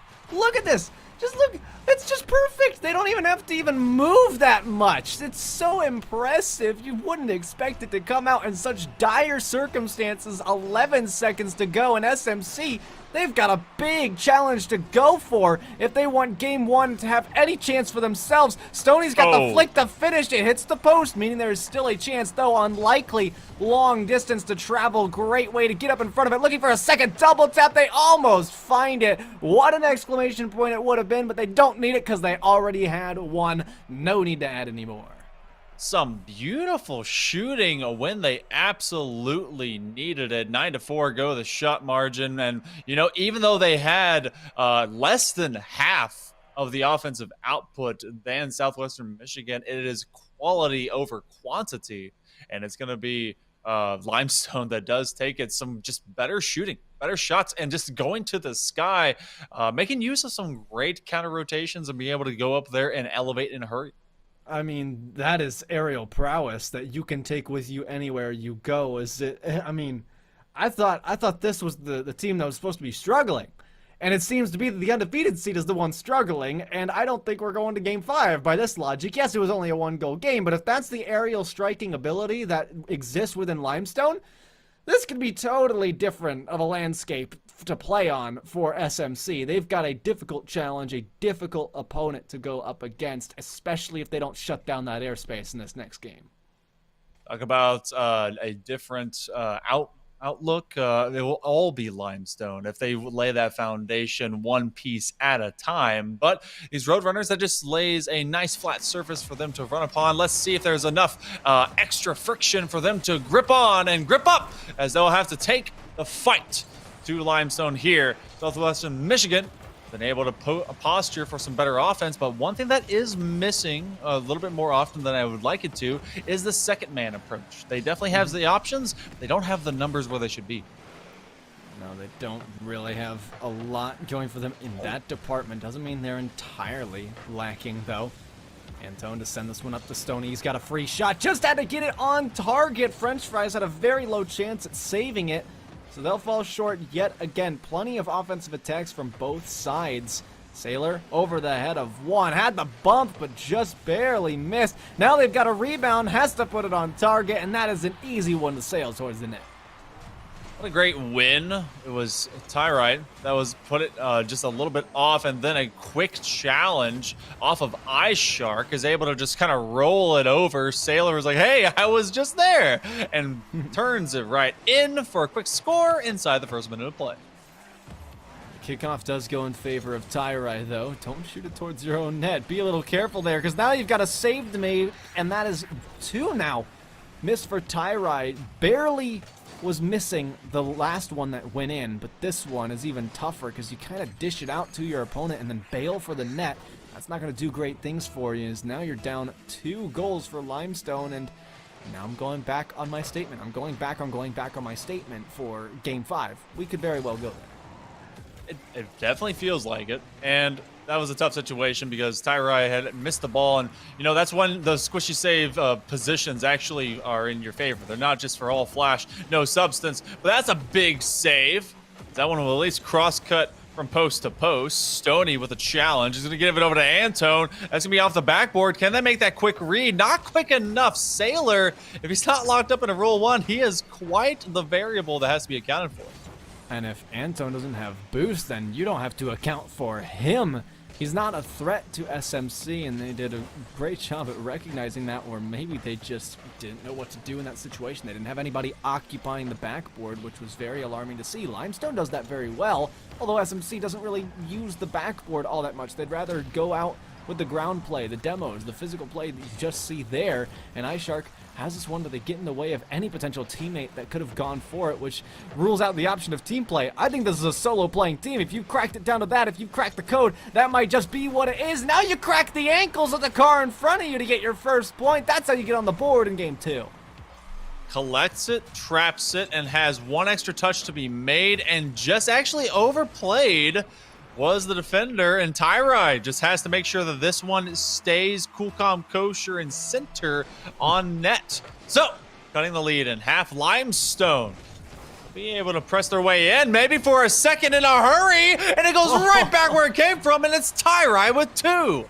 Of course, it's Tyrai to be the second person to follow through. I mean, it's a pass from Antone that's just as beautiful. Those two players are a deadly duo and a force to be reckoned with, ones that you don't want to give any space. And again, they're abusing that backboard. This is that formula. It's a solo playing team that you're facing in southwestern Michigan. You can, I guess, afford to give them some space when it comes to passing, because they're not really going to pass. They are just going to keep going one at a time, which may work out.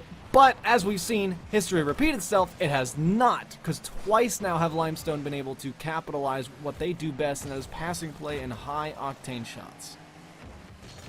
Past the halfway mark, we had margin for error that's been cut short by Limestone, as they are consistently now punishing the Roadrunners before they get even a single step upfield. But Sailor has been able to extend the pitch as long as he is fully weaponized and realized, and they will at least be contentious. But a great 50-50. Antone is such a workhorse. He is always going to the corner zones, and now able to operate and enable his teammates to just rotate well, and then takes his own shots. And what a save by Sailor. That was impressive. The shot and the save equally as good, and so therefore they've got to cancel out, although that doesn't make any more sense in my head now that I've said it out loud. Math is difficult.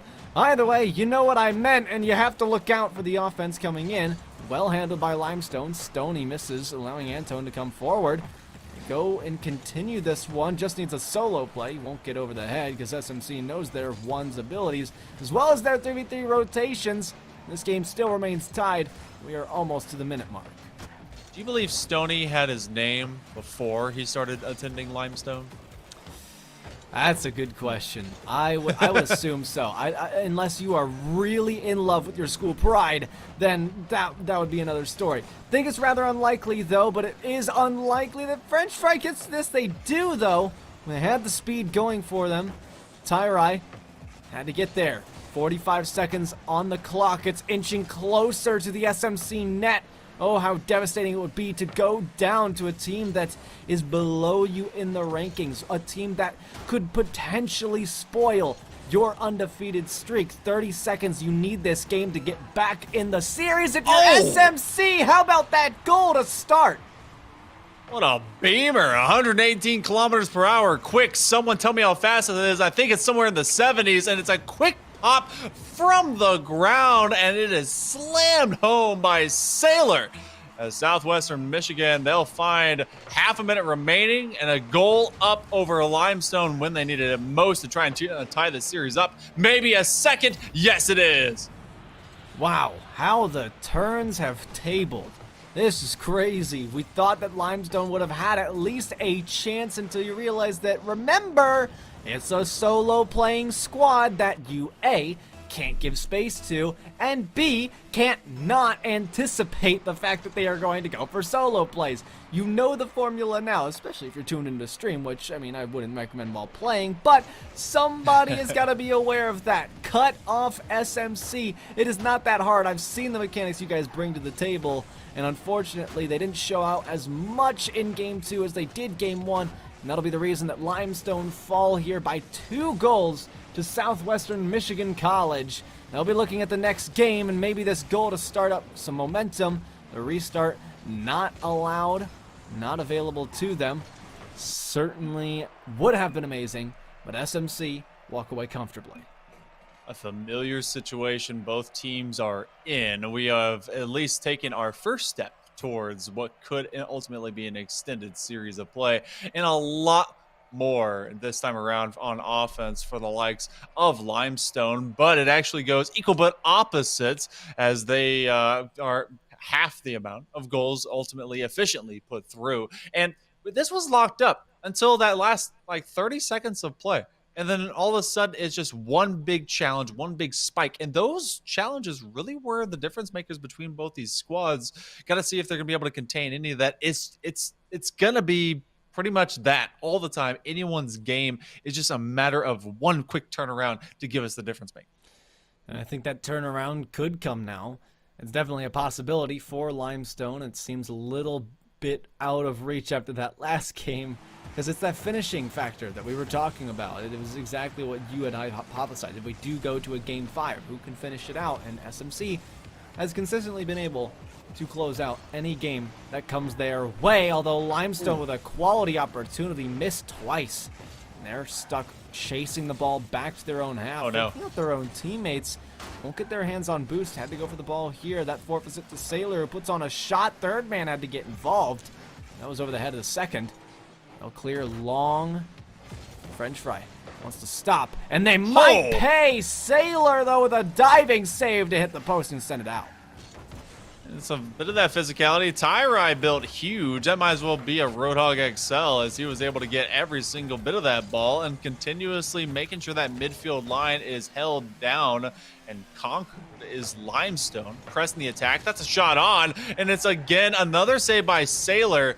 And again, these guys in the chat, they're like, hey, that's a full game from this guy. That was missing last time. The variable is out here. He's the X, he's the Y, and the Z, which means, well, actually, they're just all the same factor. That's how math works. Trying to put one more on. Ice Shark, he just can't get past Tyrai. Can't get past Stony either, who fell off the backboard to save that one away. 3.5 to go. Antone with the beautiful 50. Finding that sidewall. Tyrai is waiting there. Could go for the skies. A little low on boost. We've seen that plague them before. Pass down. Antone couldn't read it. They had anticipated that the defender would have had a touch. Now Sailor back the other way. Has the solo play in favor. And they get the demo. That's nasty if it goes in. But you need help from somebody else. You know what? Give him the entirety of it. It's 99%. He got the demo. He set it up. It was teed. And it was in. That was actually, did he get the full credit for that? I think he did. Sailor was the one to walk away with that goal. It seemed like they needed help from, I believe, French Fry, although it just went in before they were able to make contact. On our screens, though, it made contact, so that's why I thought, but I was wrong. And as soon as I gave it up to you, I knew I was wrong, because his name showed up on screen. And you better put some respect on that name, because that has been the player to be the 1v1 mechanical god for this team. In SMC, they've put them at the front of their rotation consistently every time. Doesn't mean that nobody else can do things, but Sailor has been the one to at least execute them when they mattered most. And again, it just becomes this glaring issue for Limestone that they need to get up in the face. They want to go for aerial plays, but they're not succeeding as much. Now, granted, it's a little bit harder, especially since they haven't practiced their ground play. I don't expect them to be great at that. It's ground play versus aerial play, and so far, ground play is winning. You know what? Shout out also Southwestern Michigan, repping the green and black of their school. Color coordinated. You know what? I love basically having your jerseys on. You got your uniforms on. I like that. More teams got to do that. I mean, you can't have an esports decal for college teams, although that would be sick. Can we please get those psionics? That would be great.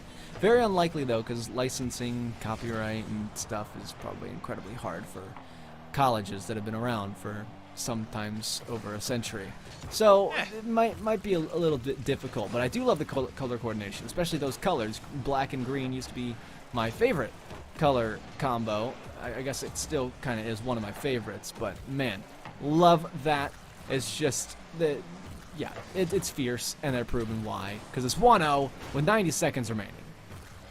Yeah, a little bit fierce on top of each other as this rotation will slow down, but Southwestern Michigan has let no one through from the side of Limestone. It has been a siege, and yet one that has rendered not a second goal. Sailor trying for the bomb. Hey, you know what? I just had to say they hadn't done it yet for them to do it. Ice Shark will bury it. It's a setup by Sailor. He quickly cuts forward from the midfield crosshair, and Stoney was just not ready. Stoney wanted to drive forward for that. But Stoney, don't you remember you're on the team that... Wait, what? Did I just see that correctly? Did someone change team? What? I don't know if my eyes deceive me and there's been a player disconnect. Nobody's going for... This was strange. I swear I saw a lightning ball. I'm not crazy, am I, Monkey? I saw it too, and everyone else is also like, hey, haha, no, but what is going on? Okay, so we got, I think Stoney stopped? I think he's out of the game, but that means we still play on. I mean, you're far into this one, and Limestone's actually going to steal a goal because of it. Stoney is on Limestone, right? So that's, Yeah. no, wait, Yeah. yes, okay, hang on. Yeah. Who's gone? What? Wait, is Sailor Is gone? anyone gone? Hold on. Yeah, we're No, Sailor's pan there. out. Okay. Fly cam I- this. Pan me. I gotta see what happened. can't- Is French fry gone? Yeah, Is it's it French you? fry. No, wait, is it? Yes, French fry's gone. What is happening? Okay. Like, we French can't ever fry's get a full gone. view. He's gone. He's So- look. We don't. Look, you're saying to look at the feed. We can't look at the feed, okay? We don't have the feed to read. But it's 2-1. Gotta take advantage of the situation. Limestone. You're looking to see if they can do exactly that. They have their best player, luckily, for SMC, for Sailor, and then iShark, arguably the second best, but they gotta work together in a 2v3. But only 10 seconds to hang on. It's not that tall of an order. As long as you keep it in the corner, that pinch won't help you out too much, Limestone. They've got 3 seconds. Tyrai won't make contact. You need to keep this up. It is desperation and coordination needed for this, but they'll try a flip reset and fail. No catch. SMC barely scraping away with a victory, which means they'll have all the time they want to recover for this Game 4. And like I said, we're going to at least Game 4. Here we are, and now they've got a reset. They'll be able to get a third back on the pitch. You know, even missing the player from Southwestern Michigan, they still outshot Limestone 7-6. So I don't know exactly what kind of presence French Fry did have out there on the, on the offense, but they locked them down for a good long time. Came out 2-1 the better off of a quick counter whenever they had the numbers game and advantage. But shout out to the chat letting us know and confirm French Fry wasn't there. So thank you guys out there. So Chat has we go eyes. into game, and they do. Okay, we tried. I was shouting at production, but whatever. We're not gonna get the fly cam to happen. So It would be very so we go into this. unprofessional. I mean, maybe. I don't know. Not a It's doctor. fine. It's Yeah. fine. Either way, I forget. we go into game 4, right? Yeah. Yeah. Yeah. Yeah. We're going to Game 4, and they recovered rather quickly too, Monkey. They got their player on the field as soon as possible, so props to French Fry for being ready for that, because most pro players would take like an hour before they get back on the pitch, because they're like, oh, server reset or something absolutely stupid. So thank you. Massive respect to SMC. Great program, I can already tell. It's one of those where the pro player needs to fix their hair, and True. if they're not Take a shower. sitting, not sitting in their favorite spot on their own chair. Gotta- Readjust. You It's gotta, ridiculous. there's a lot of superstitious stuff that happens in these sports, okay? I understand it. It's dumb, but it's great. Dumb. And we accept. All right. But Limestone has been pushing forward, maybe taking advantage of French Fry being a little bit curly, if you will. No? I'm crying on the inside after that one, I'll be honest. It's a lot of people crying on the outside because of that. Yeah. I would take this time to normally get involved in a French Fry conversation, but we've got a job to do. This is Game Fine. 4. That is, I'm sorry, Monkey. I mean, It's okay. It's all right. it is the truth of what we have to do here. But Game 4 is on the horizon, and by horizon I mean we're actually in the thick of it. Might as well just be in the ocean at this point. But Limestone is trailing by 1 game when they had an opportunity to at least force overtime, and had they gotten there, you could probably bet a decent amount of money that they would have closed it out with the deficit of 1 player for SMC. However, with this recovery that SMC has done, putting their player back on the field, they're going to be just as hot as they were before, especially if 2 players are able to hold off 3 for about 30 seconds. Fry will rotate out, get a bump, secure the rotation in their favor, but it's going to be Tyrai, who again, trying to propagate a little bit of offensive success. Woo, I thought that was going to bounce off of a defender's car and actually redirect into the net. Antone playing with my mind, my heart, my soul, and trying to do the same thing against Southwestern Michigan. We're still scoreless. Better control, though, being held by Limestone. Stoney's got that almost.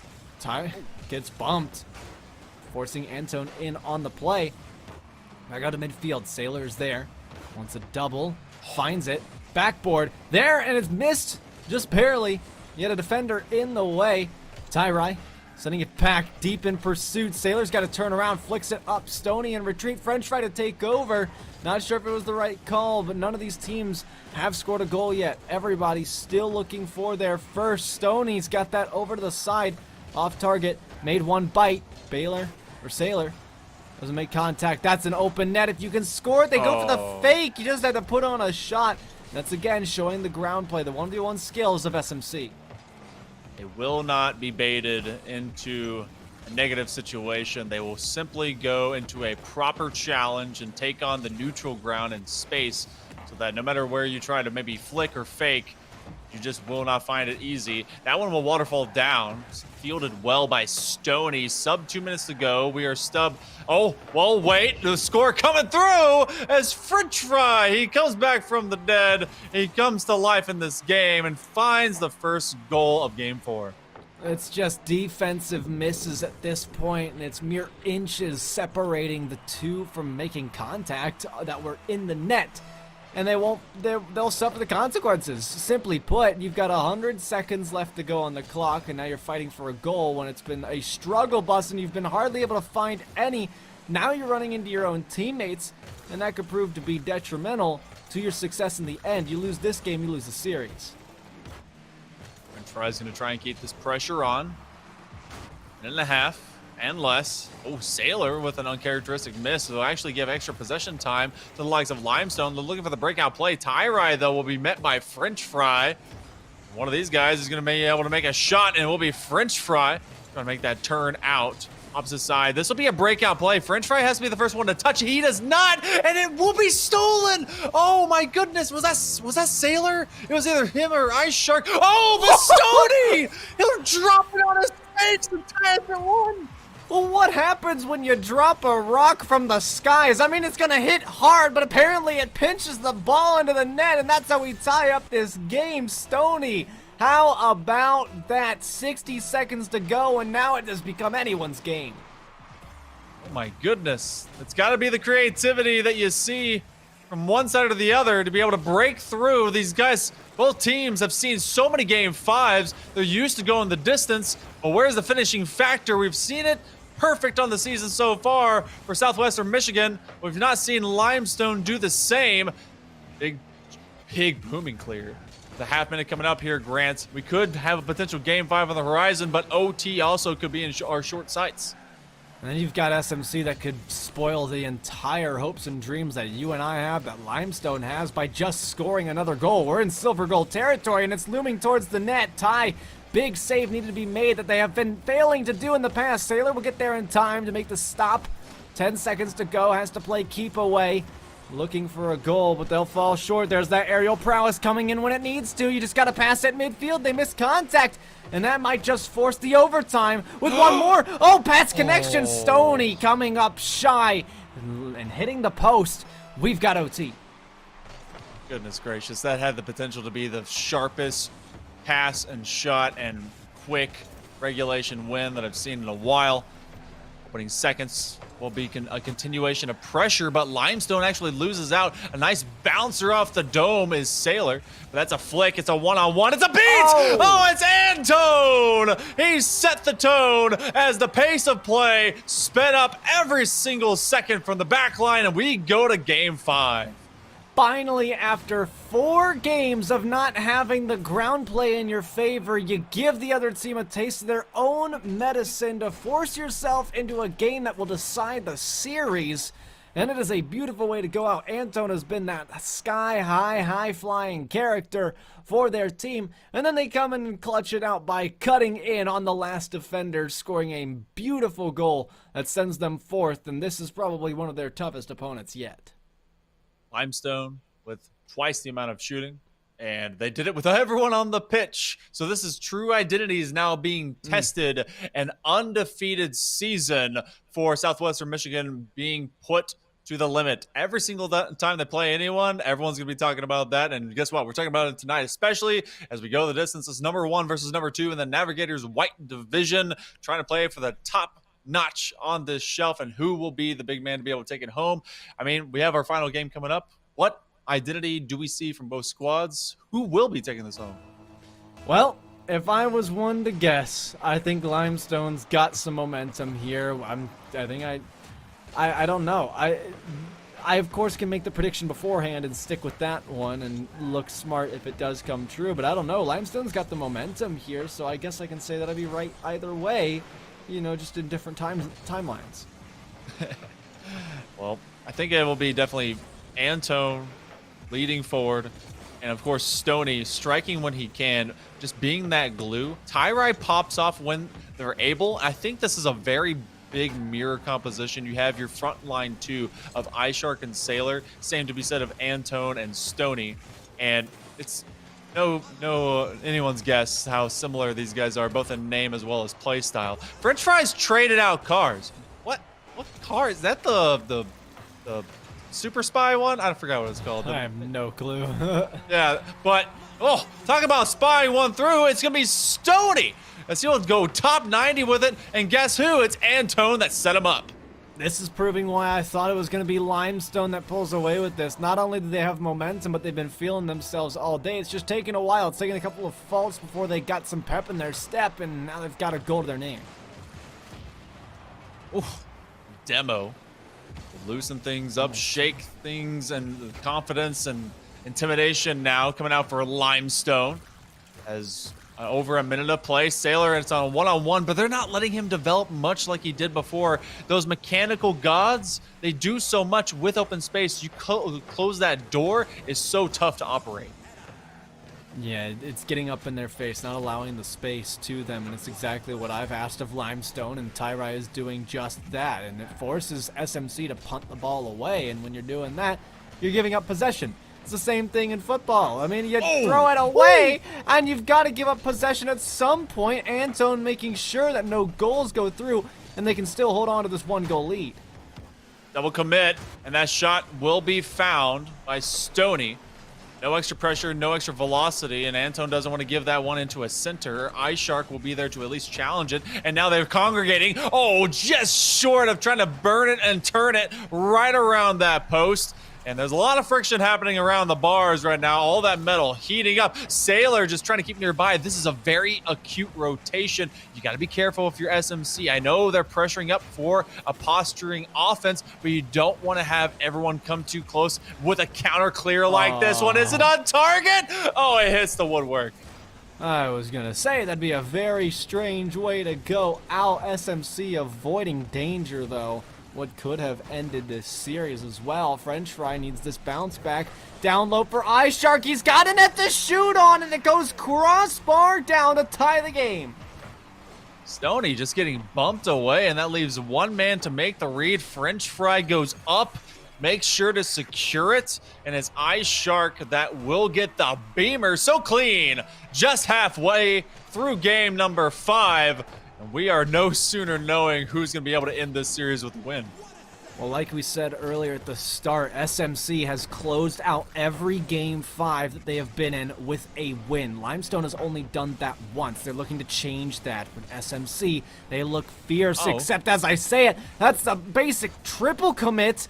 Tyrai has the chase down. It's off the corner. Nobody's there. In fact, it's Sailor on the defense that stops it. Sends it away. Stony to turn around, though, for Limestone. It's drifting over the head. Sailor again with a big save to come up for their team. Going across, French Fry is there. Stony in the back fires a shot. Far post. It's off. Sailor would have been the one to save it had it been on. And they are everywhere tonight, making sure that SMC stay alive and have a chance in this match. Look at this communication. Antone told Stony to turn because he was at the midfield and he was going to get it up to him. Tyrai, an errant missed. He will now leave it in a 2-on-2, but a great turnaround. Oh, going to the top shelf. Stony, oh, goodness, will take on the world, but the goal line stand by Southwestern Michigan will be able to do just fine. Stony, it's a 1-on-1. He's got to be able to push it forward. Might be able to do so, and we move through. And I'll have to leave it over to you, Grant. I can't see nothing. The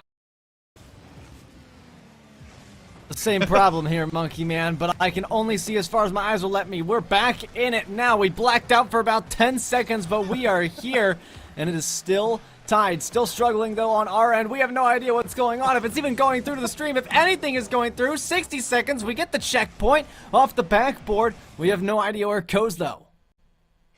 Oh, my goodness. We wish we could report to you that we've seen something. We have less than a minute to go. It's absolutely absurd. Come on. The street has to just survive through game 5. There's 40 seconds left, I think. We're going to move frame by frame. It's a diorama. It's causing trauma. And we got to see if there's anything there. 30 seconds. No one scored. What?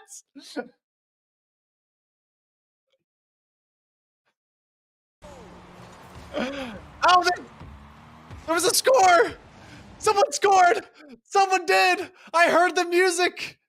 Who scored? It was Sailor! He scored! Sailor scored! Oh my god! It's 23 seconds left, and it's Southwestern Michigan on top! Well, at least I've got a feed now, which means I can assume that I'm here, SMC. They're up by 1. Like we said, the team that has closed out every game 5 they've been a part of. 10 seconds, God. the ball last known is floating towards the SMC net. We can only hope that Limestone was able to capitalize, but French Fry was in the net, so we have no idea. But by now, the game's gotta be over! No, it's not, Stoney! They get a 0-second goal, and this game 5 is headed for overtime! Oh my god, it's in OT right now! I don't know! It's a backflip! SMC left it open, Sailor to the corner! It's a pure feed! It's coming down! And it'll be missed! Okay, everything's calm, cool, kosher, and clean. We're finally at regular play. I don't know. know. Oh my gosh. I don't know, Monkey. I don't think I would ever say that. It is all calm, especially with Antone leading the charge for Limestone. It's a fight out of their own half for Southwestern Michigan. Limestone still pressing forward. That's back out to midfield. The aerial could be there. French Fry being the one to beat. That's something we would not expect from SMC's play, especially how it's been so far. Now it's Pandemonium in the net. Antone to come forward. French Fry will be there, stopping it, sending it back midfield. Sailor, look at SMC. They have found new life in the air, and it has allowed them to take it to Limestone and say, you're not beating us today. We've got more left in the tank, and now they're on the ceiling. Stoney could end it, but they'll come up short. Oh no! I can only guess what is going in and out of performance, but the performance has been in and out of the net from both sides, as beyond a minute of play, Limestone is hanging out on their own back half. Antone, it will be Stoney over to French Fry. Antone is in this near side post, but I believe that's a clear, as Tyrai will be able to send it yard. Sailor flipping after it, but SMC, the Roadrunners, in chase to try and secure their perfect season to the top shelf. Antone to Sailor. It is stop motion chaos. I understand why it takes forever for claymation movies to come out. Oh, goodness gracious, Monkey. I'm going to get in the game. You keep going with this one. If it ends, it ends, but I'm getting into it to make sure we don't miss a second of it. Please let me know if it happens to. It will be Antone again, leaving Tyrai on an island. French Fry will send it out. It comes from the back wall. Sailor trying to secure the win, catching onto his nose. Stoney and Chase, I'm so glad you're there. Oh my gosh, tell me what's happening. Oh, I can only tell you, I mean, it is absolute pandemonium for SMC right now. Tyrai has this one to the corner. Oh, it's in the way, though. Stoney going for it again. Tyrai has an opportunity to do something big. They'll leave it to Antone. No boost, though. Won't pick it up either. Sailor in the back clears long. There's still defense to be had. These rotations are flowing more than they ever have for both of these sides. And it's only a matter of time before they score. Stoney towards the net. Won't find it. And iShark throwing it away. Sailor and French Fry still there. Tyrai wants to interfere and won't get there.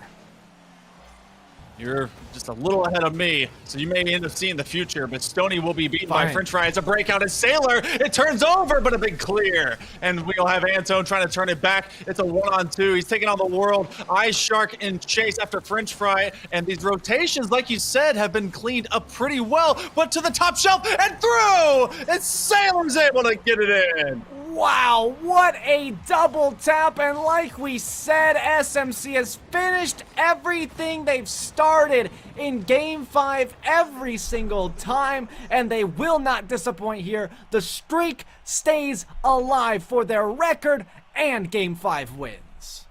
What an absolute ridiculousness to end our night. Oh my gosh. Yeah. Limestone. Okay, regardless of the glitching, regardless of all that other stuff, what a fight. by Limestone to put SMC on the rocks, and yet they found stability to stand up for themselves.